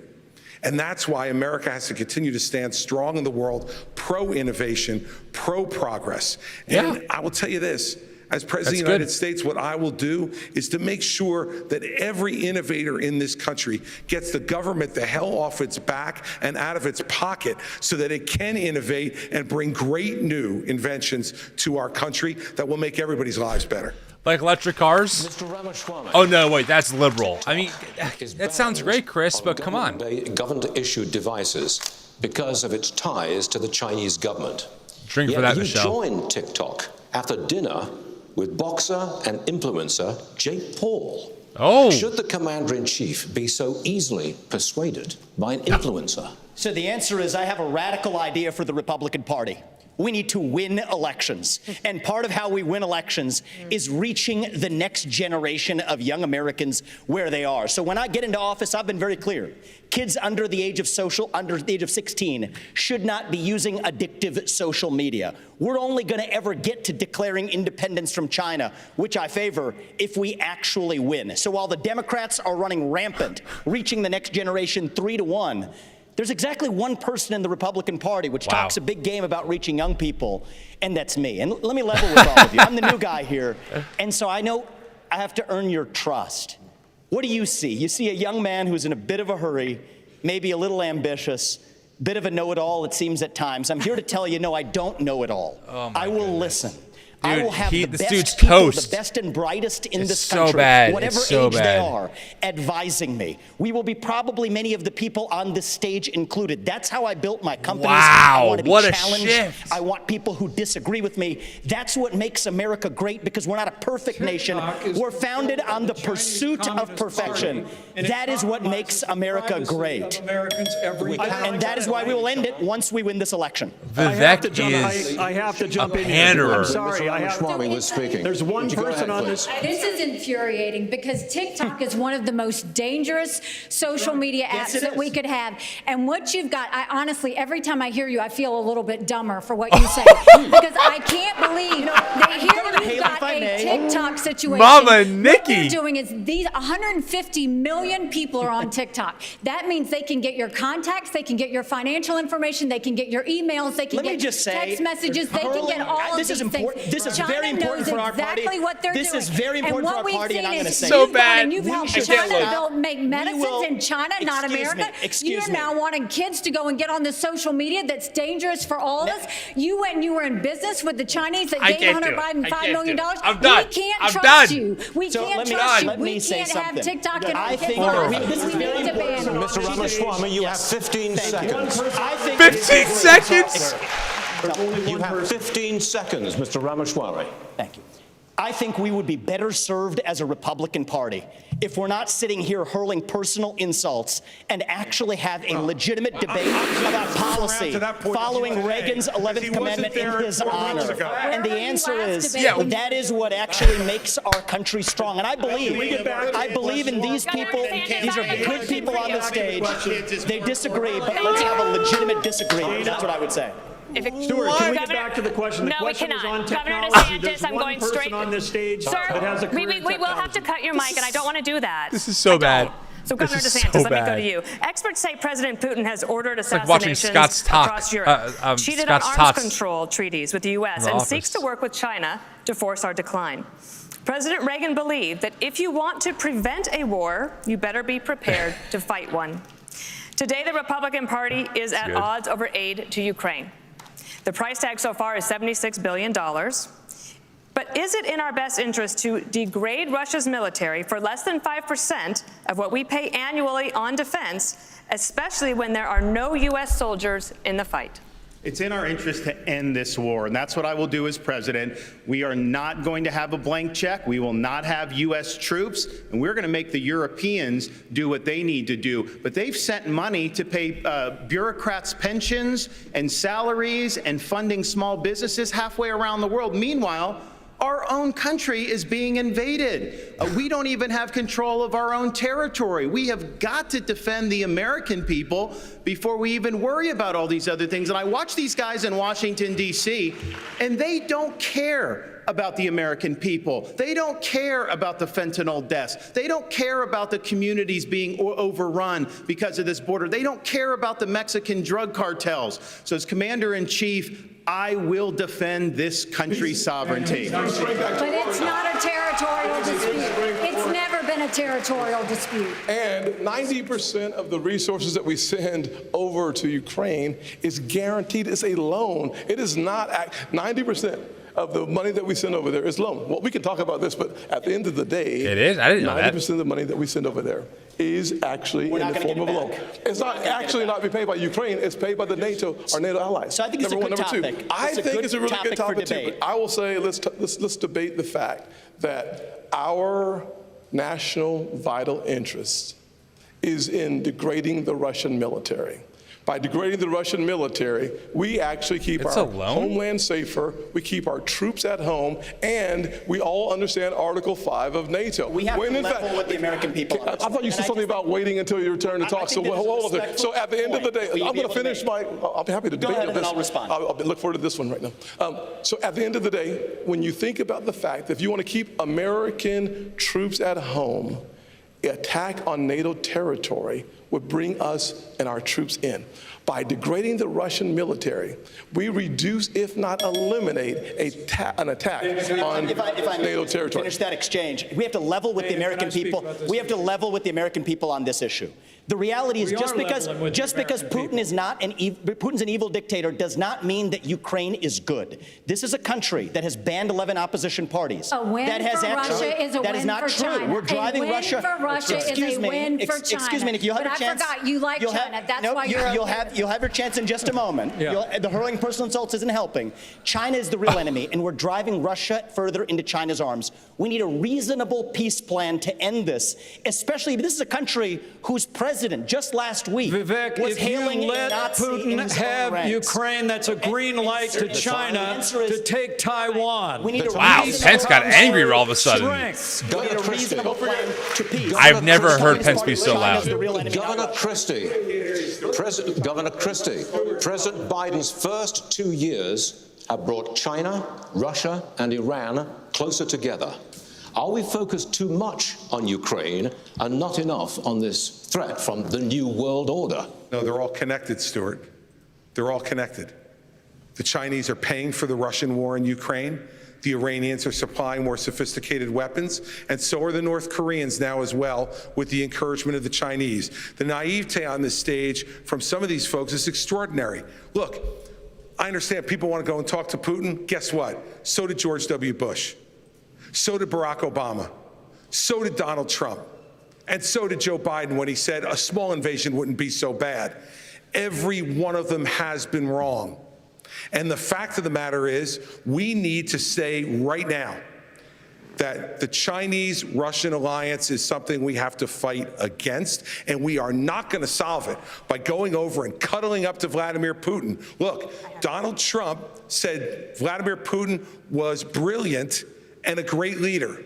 This is the person who is murdering people in his own country and now not having enough blood. Yep. He's now going to Ukraine to murder innocent civilians and kidnap 20,000 children. And let me tell you, if you think that's where it's going to stop, if we give him any of Ukraine, next will be Poland. Right. This is a guy who said, wait one sec, this is a guy in 1991 who said that was the darkest moment in world history when the Soviet Union fell. Listen, everybody, he wants to put the old band back together, and only America can stop it. Right. And when I'm president, we will. There's some truth there. Hey, heads up, friends. I did look into the Ukraine money being a loan. It looks like that is somewhat true. Essentially, it's like a lending lease that Ukraine or someone has to pay back to the U.S. at some point. So you learn something new every day. I thought that was important for you all to know. Competition. It's hurting American businesses, and there is blowback against American farmers because China then targets them in retaliation. How would you, as president, protect American farmers and ranchers from that kind of retaliation from a foreign government like China?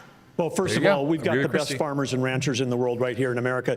If they have a level playing field, they can outcompete anyone in the world. But this is part of the larger issue that we're talking about here. Sometimes we agree on stuff, you know? We're in a Cold War with China. The Biden administration won't admit that. But we're also in an economic war through what we're doing with agriculture and energy. And we're also in a war with them relative to cyber war. We get attacked every day in North Dakota, every state, every school district, our tribes, all being attacked every day by either China, Russia, Iran, or North Korea. And now we've got a Biden administration whose whole policy is appeasement. They're out there, creating the world, making it less safe. $6 billion they traded for 5 people. They've just now set a price on anyone's head who's a tourist from America, who's a student from America, for kidnapping. If you want more kidnapping, put a price on it. And then they're also helping Iran get to have more closer to nuclear weapon, which pushes all of the Middle East closer to China and Russia. The whole thing is absurd. And then, of course, we're going to give Ukraine to Russia, and then we're going to give Taiwan to China and think that's a foreign policy. That will make our nation less successful, make us more poor. And at the core of all that is energy policy, because China imports 10 million barrels of oil a day. They're the largest importer in the world, and we've had 4 cabinet members from the Biden administration there this summer, and none of them talked about U.S. energy. The first one to go to each of those countries was Kerry to talk about the folly of the climate policy, which is making the world less stable. It's empowering dictators. It's not about climate change that we need worried about. It's about the Biden climate policies that are actually the existential threat. My head hurts. I'm tired. Thank you. Can I speak about? Oh, damn it. Sorry. Mexico's president called who supports sending U.S. military into the country, quote, scoundrels. Mexico is the United States' most important trade partner and border security. You say you will send special operations to attack the cartels in Mexico. So this means boots on the ground, drone strikes? It means special operations. It's how we deal with our terrorists. And what you need to do is understand that Mexico's not being a good partner if we lost 75,000 Americans last year. Mexico's not being a good partner if they're letting the cartels get away with what they're getting away with. What we will do is we will make sure that we send in our special operations, and we will take out the cartels, we'll take out their operations. Let's invade a sovereign country. But we're going to go after China, because China is the one sending the fentanyl in the first place. Who had China on their bingo card? normal trade relations until China stops sending fentanyl. And then we'll do the special operations and we'll get it from both sides. This is where President Trump went wrong. He focused on trade with China. He didn't focus on the fact that they were buying up our farmland. He didn't focus on the fact that they were killing Americans. He didn't focus on the fact that they were stealing $600 billion in intellectual property. He didn't focus on the fact that they put a spy base off our shores in Cuba. They didn't focus enough on the fact that all of our law enforcement drones in America are Chinese, and we've got all these little surveillance cells.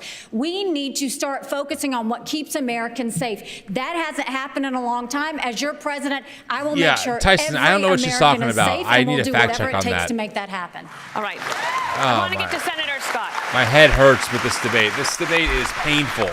It's like watching the dinner party auditioning for the job episode as of The President Office. of the United States. You want to earn these votes. But the world's problems land in the Oval Office. During the presidential debates in the year 2000, neither Al Gore nor George W. Bush was asked about Al-Qaeda. Yet, just 1 year later, Al-Qaeda's attack on September 11th claimed nearly 3,000 lives.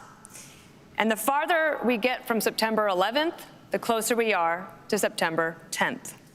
Senator Scott, you have no executive branch experience. What has prepared you to protect the nation from a major man-made national security crisis? Well, one of the things I've had the good fortune of doing is serving on committees in the United States Senate, like the Senate Armed Services Committee. I'm on the Senate Foreign Relations Committee, also on the Finance Committee and the Banking Committee. Talk about addressing the issue of fentanyl. I've written the legislation, passed it through the Banking Committee and the Senate that would freeze the assets and sanction the accounts of the Mexican cartels. There are weapons that we have within the arsenal that I was able to get past 23-0 in the polarizing Senate as it is. I've also understood without question the fact that if you look at the details before 9/11, there was information and intelligence that was available that suggested an attack was coming. Having the right intelligence partners with us is key to making sure that we prevent the next 9/11 from ever happening. Having that experience for the last 10 years is really important in getting the job done. 30 seconds to you, Mr. Pence. Well, I think you asked a question about executive experience, and I think it's vitally important. Hopefully soon. And I stand before you today as a candidate for president because I think this country's in a lot of trouble. And you hear the fire on the stage tonight. You hear the fire in all of our voices. And it's because Joe Biden has weakened this country at home and abroad.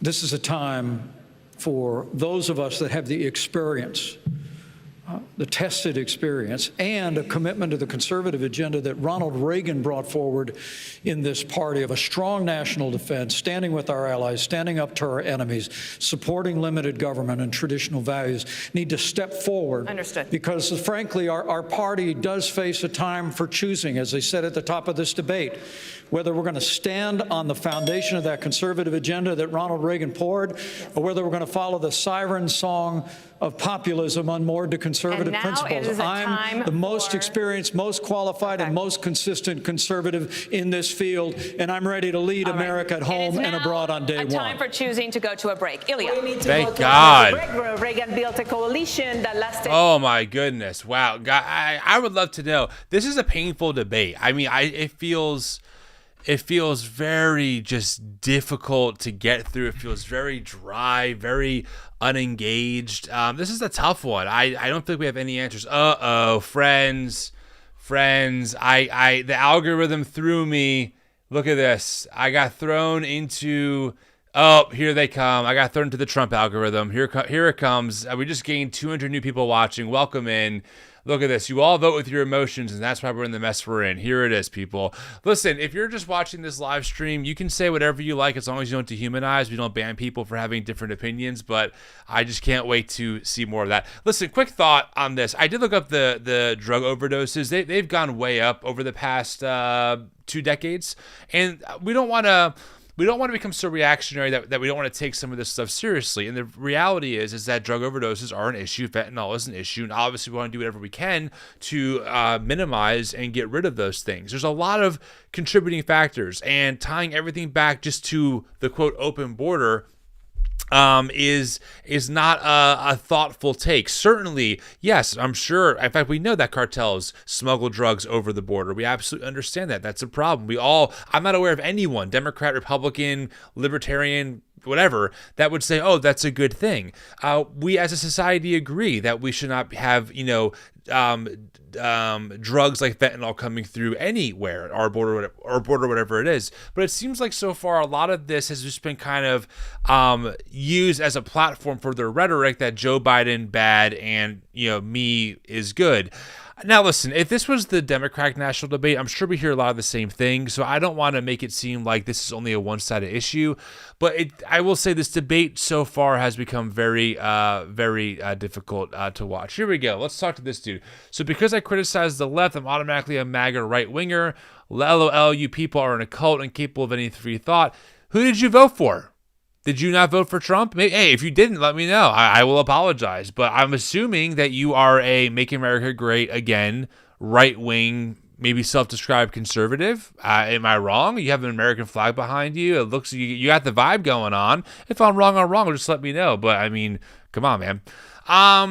Anyway, so this is, I don't know. I don't feel like there are any winners tonight. Like, I think last debate, we talked a lot about how Chris Christie was really strong, and Nikki Haley had some strong moments, and I thought Vivek got completely destroyed.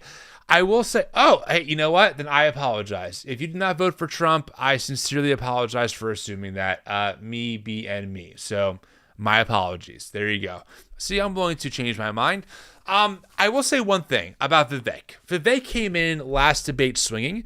He was doing tons of name calling. And tonight, have you all noticed the tone shift? I mean, he has completely shifted his tone to be much more, no, we all get along. Guys, there's no room for name calling. So this to me says a couple of things. One, I think that his team, whoever they are, said that, hey man, your approach sucks. If you want to get more popular, you can't approach like this.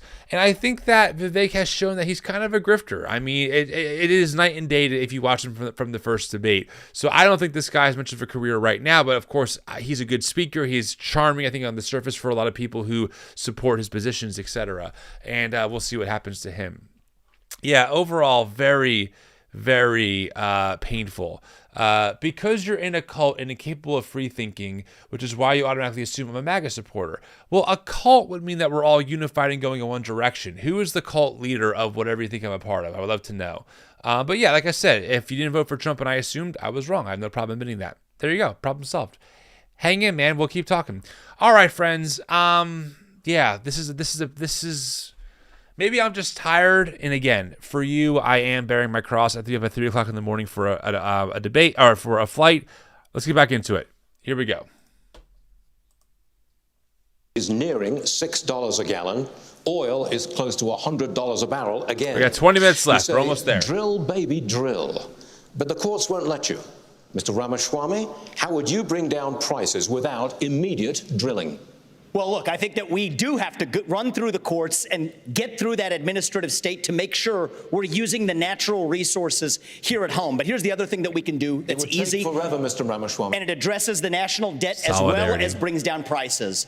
Put people back to work. We are using taxpayer money to pay people more to stay at home than to go to work. That is wrong. That contributes to our supply chain crisis. What's the source on that? It contributes to inflation.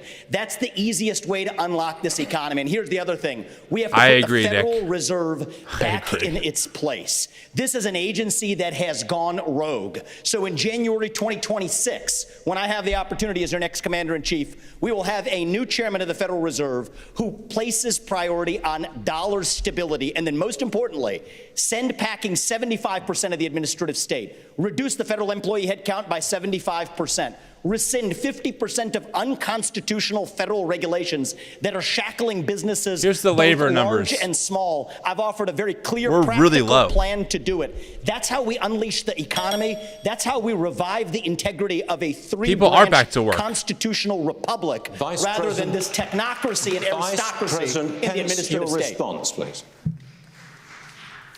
I think one of the signature accomplishments of our administration was in just a few short years, we achieved energy independence. We became a net exporter of energy for the first time in 75 years. Is that true? I got to fact check this. And on day one, Joe Biden declared a war on energy, which was no surprise because when Joe Biden ran for president, he said he was going to end fossil fuels. And they've been working overtime to do that ever since. If I'm president of the United States, we're going to open up federal lands. We're going to unleash American energy. We're going to have an all of the above energy strategy. And I have a plan that actually would not only reclaim energy independence, but in 2006, America lost our position as the leading energy producer on Earth. I believe in the next 10 years, with the right policies and experienced leadership in the White House, we can reclaim our role as the leading energy producer on Earth, and that'll grow the American economy for generations to come. Governor Haley, reaction to that, please. As the only person who's leading an energy state, could I answer the energy question? No, Governor Haley. The first thing I'll say is what I saw at the United Nations is energy security is national security. We need a president that understands we have to partner with our producers and make sure that we have their backs. What you don't need is a president who is against energy independence. Ron DeSantis is against fracking. He's against drilling. He's been against. You did it. He always talks about what happens on day one. You better watch out, because what happens on day two is when you're in trouble. Day two in Florida, you banned fracking, you banned offshore drilling, you did it on federal lands, and you took green subsidies that you didn't have to take. Governor DeSantis, you were mentioned. You have the right to respond. 30 seconds. Yeah. I just did a plan out in West Texas for American energy dominance. We're going to choose Midland over Moscow. We're going to choose the Marcellus over the Mullahs, and we're going to choose Bakken over Beijing. And we are going to lower your gas prices. We are going to get that job done because it's important for our national security. It's important for jobs, and that's one of the best ways to drive down inflation. Governor DeSantis, Governor DeSantis, this question is for you. Our voters enacted a constitutional amendment that doesn't allow. No, it's not true. You banned it before they voted, Nikki, and not only that, fracking wasn't. They didn't vote on fracking. She's just totally wrong. They voted it in. That's what we did. Onshore, we do it in Florida. We don't have as much as maybe West Texas, but we do it. But that was a constitutional amendment. So that's just wrong. And let's just get real here. My plan will get the job done. We are going to be energy dominant, and that's what's going to happen. And the voters didn't even vote on fracking, and you banned fracking. We are moving on with this question for Governor DeSantis. Governor, excuse me, we cannot talk Jesus Christ. My apologies for that. I'm ready, Stuart. Governor DeSantis, this is your question. The Biden administration is hell-bent on student loan forgiveness, but you say colleges should be on the hook when graduates cannot pay their debt. How does that address the cost of college? The cost of college itself? Because the colleges are going to have to make a decision. Do we expand the gender studies department, knowing some of those graduates may not have great learning opportunities? No, they're going to focus on the things that really matter. They're going to make different choices. They're going to try to graduate people in 4 years. I also just want to come back to something Dana asked last segment about 9/11, because I was just at the 9/11 memorial with the families. My wife and I were invited. It's very touching to be there, and it affected my life because I ended up joining the military as a result of that. I had been a blue-collar kid, minimum wage in Dunedin, Florida. I ended up getting through Yale and Harvard Law School and somehow came out more conservative than when I went in, and that is not easy to do. Had a lot of opportunities to make money, but I wanted to serve, and I'll never forget coming back on the plane from Iraq, landing in Coronado, California, North Island, and feeling that breeze off the Pacific Ocean and say, you know what? I am lucky to have been born an American, and I think being able to serve, and I'll be the first president elected since 1988 who's actually served overseas in a war, I think that's going to help me as commander-in-chief to know how you see these issues and understand that there are real lives at stake for people that wear the uniform. And we know that Governor Haley's husband is serving right now as well, and we thank him for that. Senator Scott, the national debt has nearly doubled in your time in office. The approval rate for Congress is at a mere 19%.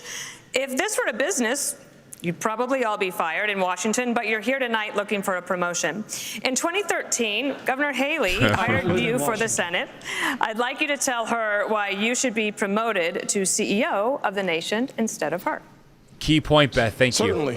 One of the things I'd say is if you look at our national debt of $33 trillion, I would love to have an opportunity to have this country pass a balanced budget amendment. That would constrain the spending in Washington in the same fashion that it does in every state in our nation. Number one. Number you guys two, hanging in there? If you want to actually reduce our national debt, you have to grow our economy. In order to grow our economy, you need to create about 10 million jobs to grow our economy at 5%. You can do that in 3 specific sectors. Number one, the energy sector. We could create between 3 and 3.5 million jobs if we unleashed all of our energy resources. America is we're the richest country if you combine coal, gas, and oil. Why not unleash all of our resources? Number two, we've lost 100,000 factories. 100,000 factories in the last 25 years. If we continued on my Made in America plan, we could bring jobs back to America in a similar fashion that we did when I wrote the Tax Cuts and Jobs Act. We actually lowered the corporate tax from 35% to 21%, reshored or repatriated $1.7 trillion.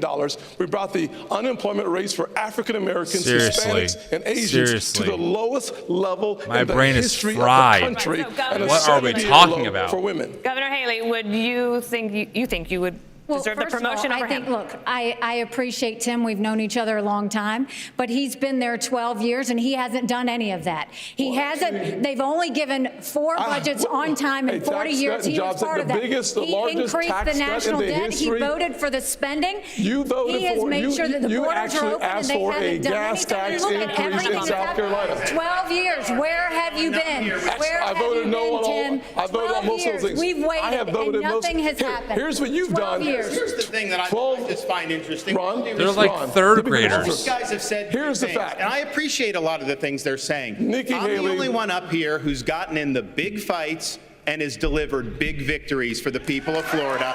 And that's what it's all about.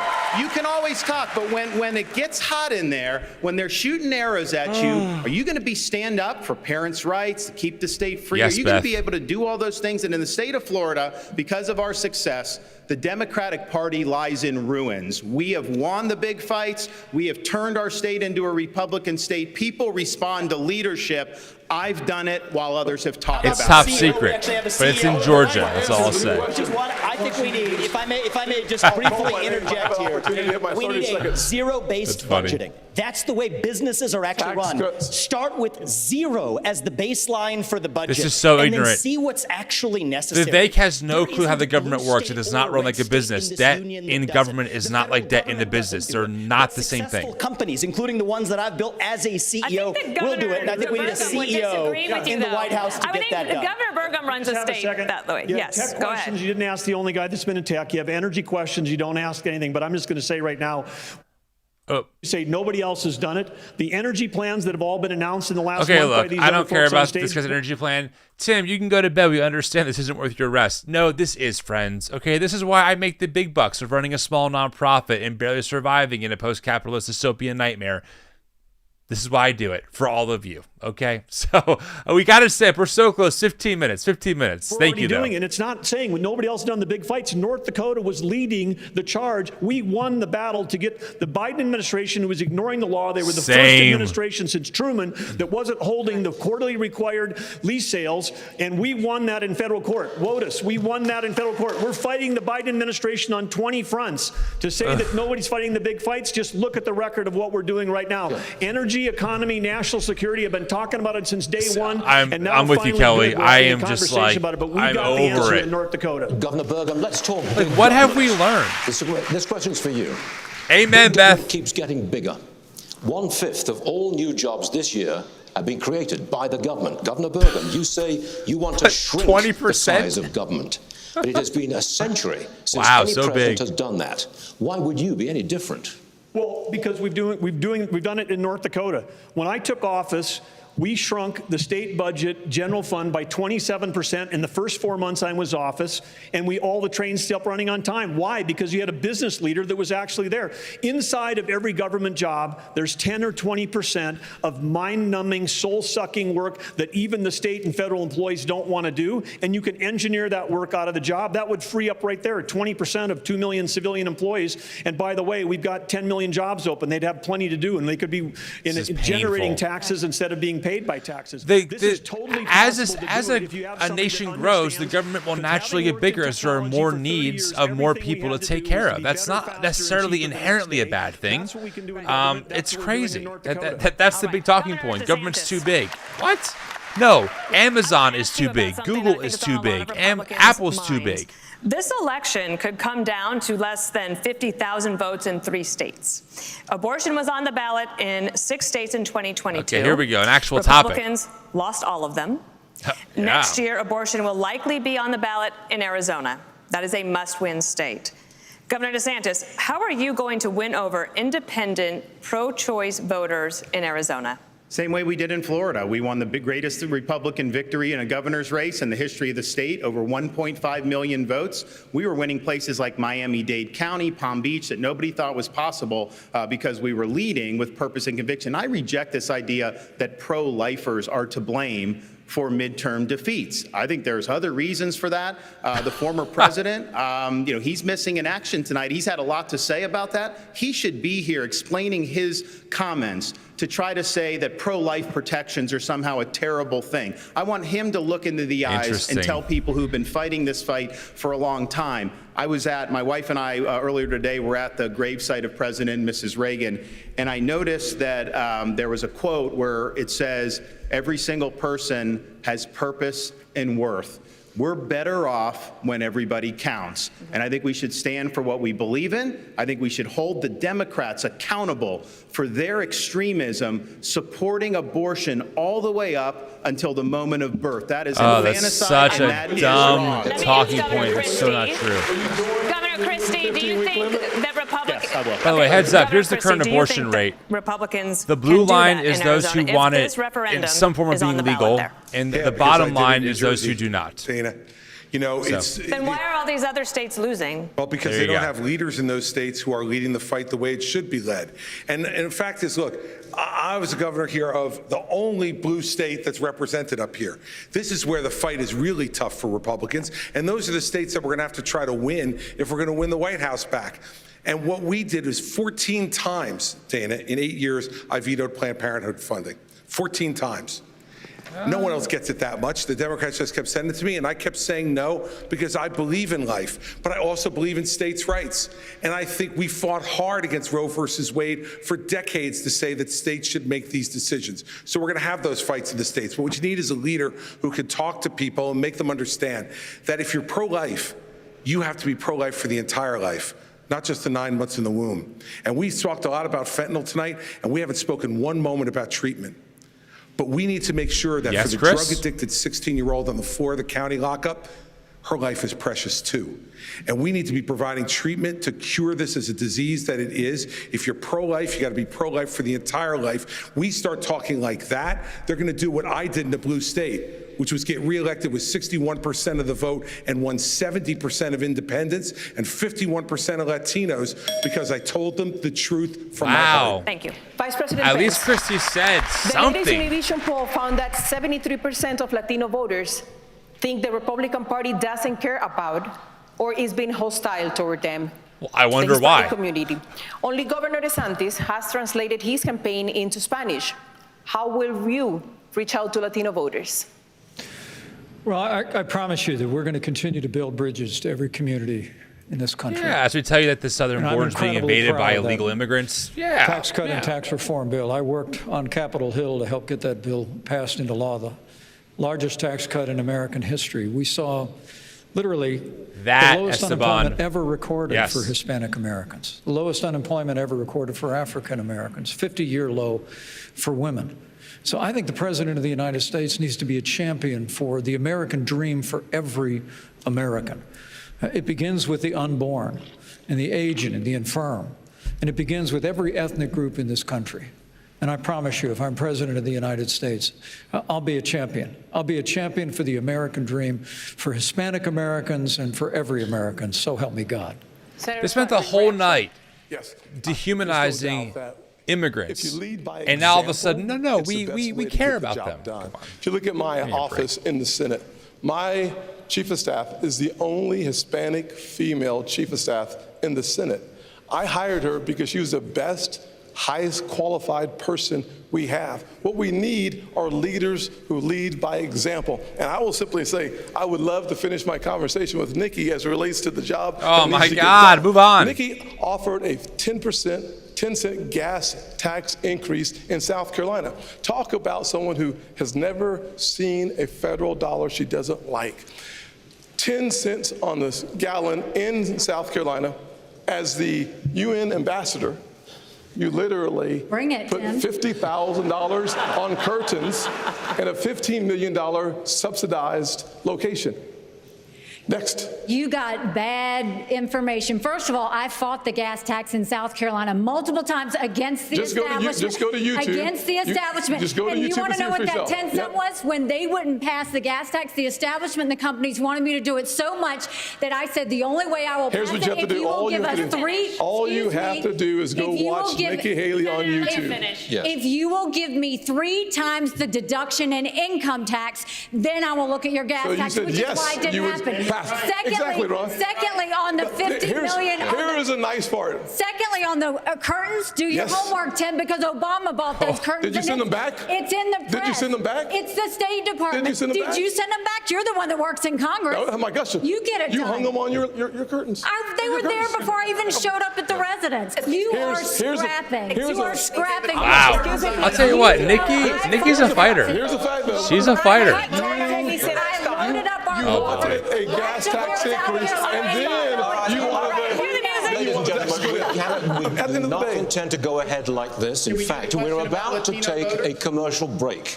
We'll have more of the second Republican debate live from the Reagan These breaks are godsends. Holy, oh my goodness. Wow. Friends, let me ask you, are you hanging in there? How are you doing? You okay? Are you okay? Look right here, right in the eye. Are you okay? Because this is a bad one. This is a bad one. This is painful. I will say, Chris Christie's take was probably the best one out of all of them regarding abortion, by finally acknowledging that if you're going to be pro-life, you have to be pro-life from womb to tomb, so to speak. But yeah, the abortion issue is very unpopular. I should say the position that many Republicans take on abortion is very unpopular in the general sense, which is why they had to stack the Supreme Court to get Roe v. Wade overturned. And it's going to be a losing issue for them, 100%, especially considering that the more extreme part of their party, the far right, some of them want to criminalize women who actually get abortions. Look at the abolitionist movement and what they're doing. People like Jeff Durbin, who are Christian nationalists, trying to introduce legislation that would criminalize abortion or criminalize women and potentially give them the death penalty for getting an abortion. This is real stuff. You can check it out on our website. It's been there. But yeah, listen, here's the good news. We're almost there. We got like 8 minutes left. Thank you for being here. We're a nonprofit organization. The New Evangelicals exists to help people explore the Christian tradition beyond the basement of American evangelical fundamentalism. We are a nonprofit. We are donor supported. If you like our work and want to make a donation, that would be amazing. Everything that you donate to is a tax write-off for you. And if you donate before Saturday, you'll be entered to win some pretty cool giveaways. We're doing our Many Hands Bank Lightwork giveaway. You can win some merch. You can co-host a podcast with me. You can win our first ever mystery box. Link should be in our bio. Thank you so much for your support, friends. It lets us do this work completely paywall free.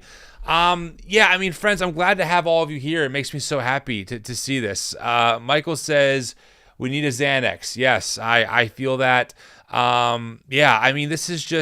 This is just very interesting. I will say a lot of them are taking more shots at Trump, but I think that's important because they know that he's leading the polls so heavily. I'll be interested to see if any of these comments make any kind of dent in Trump's lead, but I don't think it will. Trump really has the GOP and Republican Party really by the you know what, and or you know what's. I don't know. I think Trump will get the nomination no matter what, but I at least appreciate these people having these debates. So, anyway, let's see what we got going on over here. Why don't I have any curtains? What curtains are you talking about? I don't know what you're talking about. Did I miss something there? Thanks for the broadcast. Absolutely, Mark. Glad you're here. Thank you. We got a couple minutes left. Okay, I disagree with probably 90% of Nikki Haley's policies, but if I had to vote Republican, she or Christie would probably be my pick. But also what is happening. Yeah, I mean, Nikki Haley, she is a fighter. She is a fighter. I appreciate that. I mean, she doesn't take shit, which is great. But this whole debate, they've been talking over each other. And I said this earlier, friends, during the broadcast. The room they decided to host this in, this huge room with tons of echo, is just a bad place to host. It just is. It sounds terrible. So, anyway, okay, let's get back to this debate. Let's see what's going on here.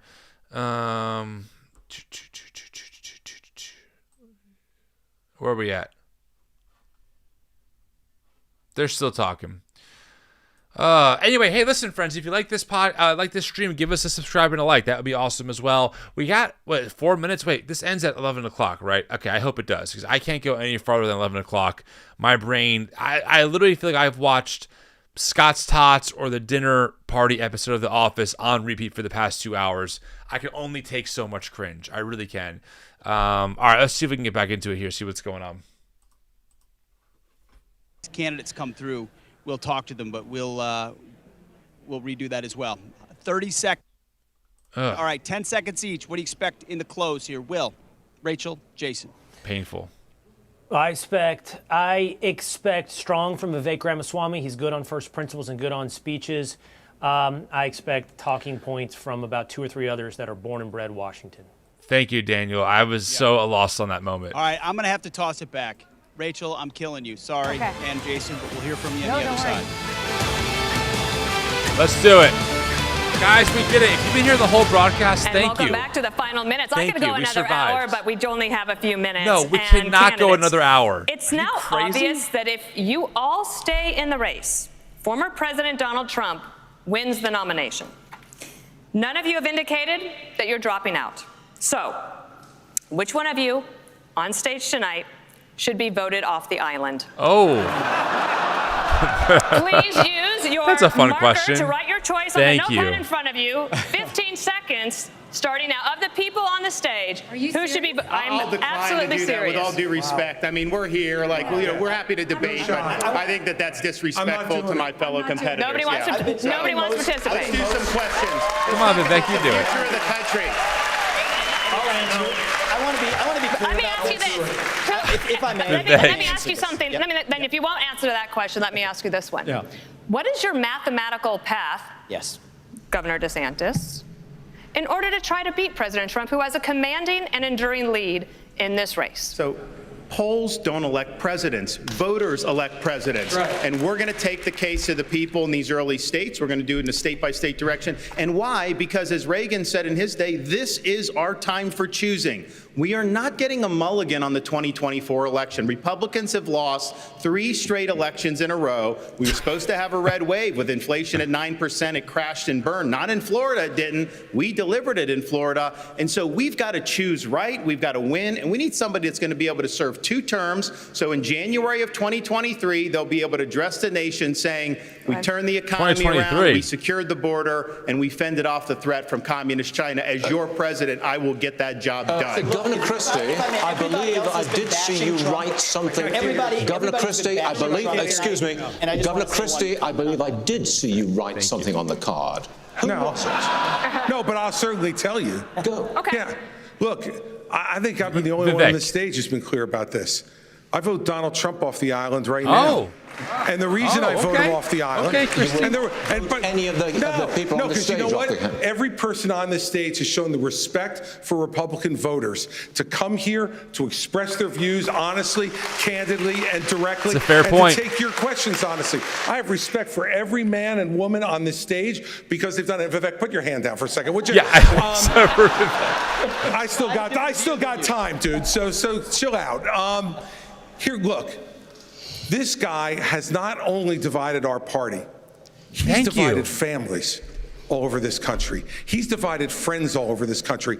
Yes. I've spoken to people, and I know everyone else has, who have sat at Thanksgiving dinner or at a birthday party and can't have a conversation anymore if they disagree with Donald Trump. Governor he needs to be voted off the island, and he needs to be taken out of this process. Can we get 15 seconds? Amen, Christie. Appreciate it, humor. Look, I have a different view on this. I think Trump was an excellent president, But the America First agenda does not belong to one man.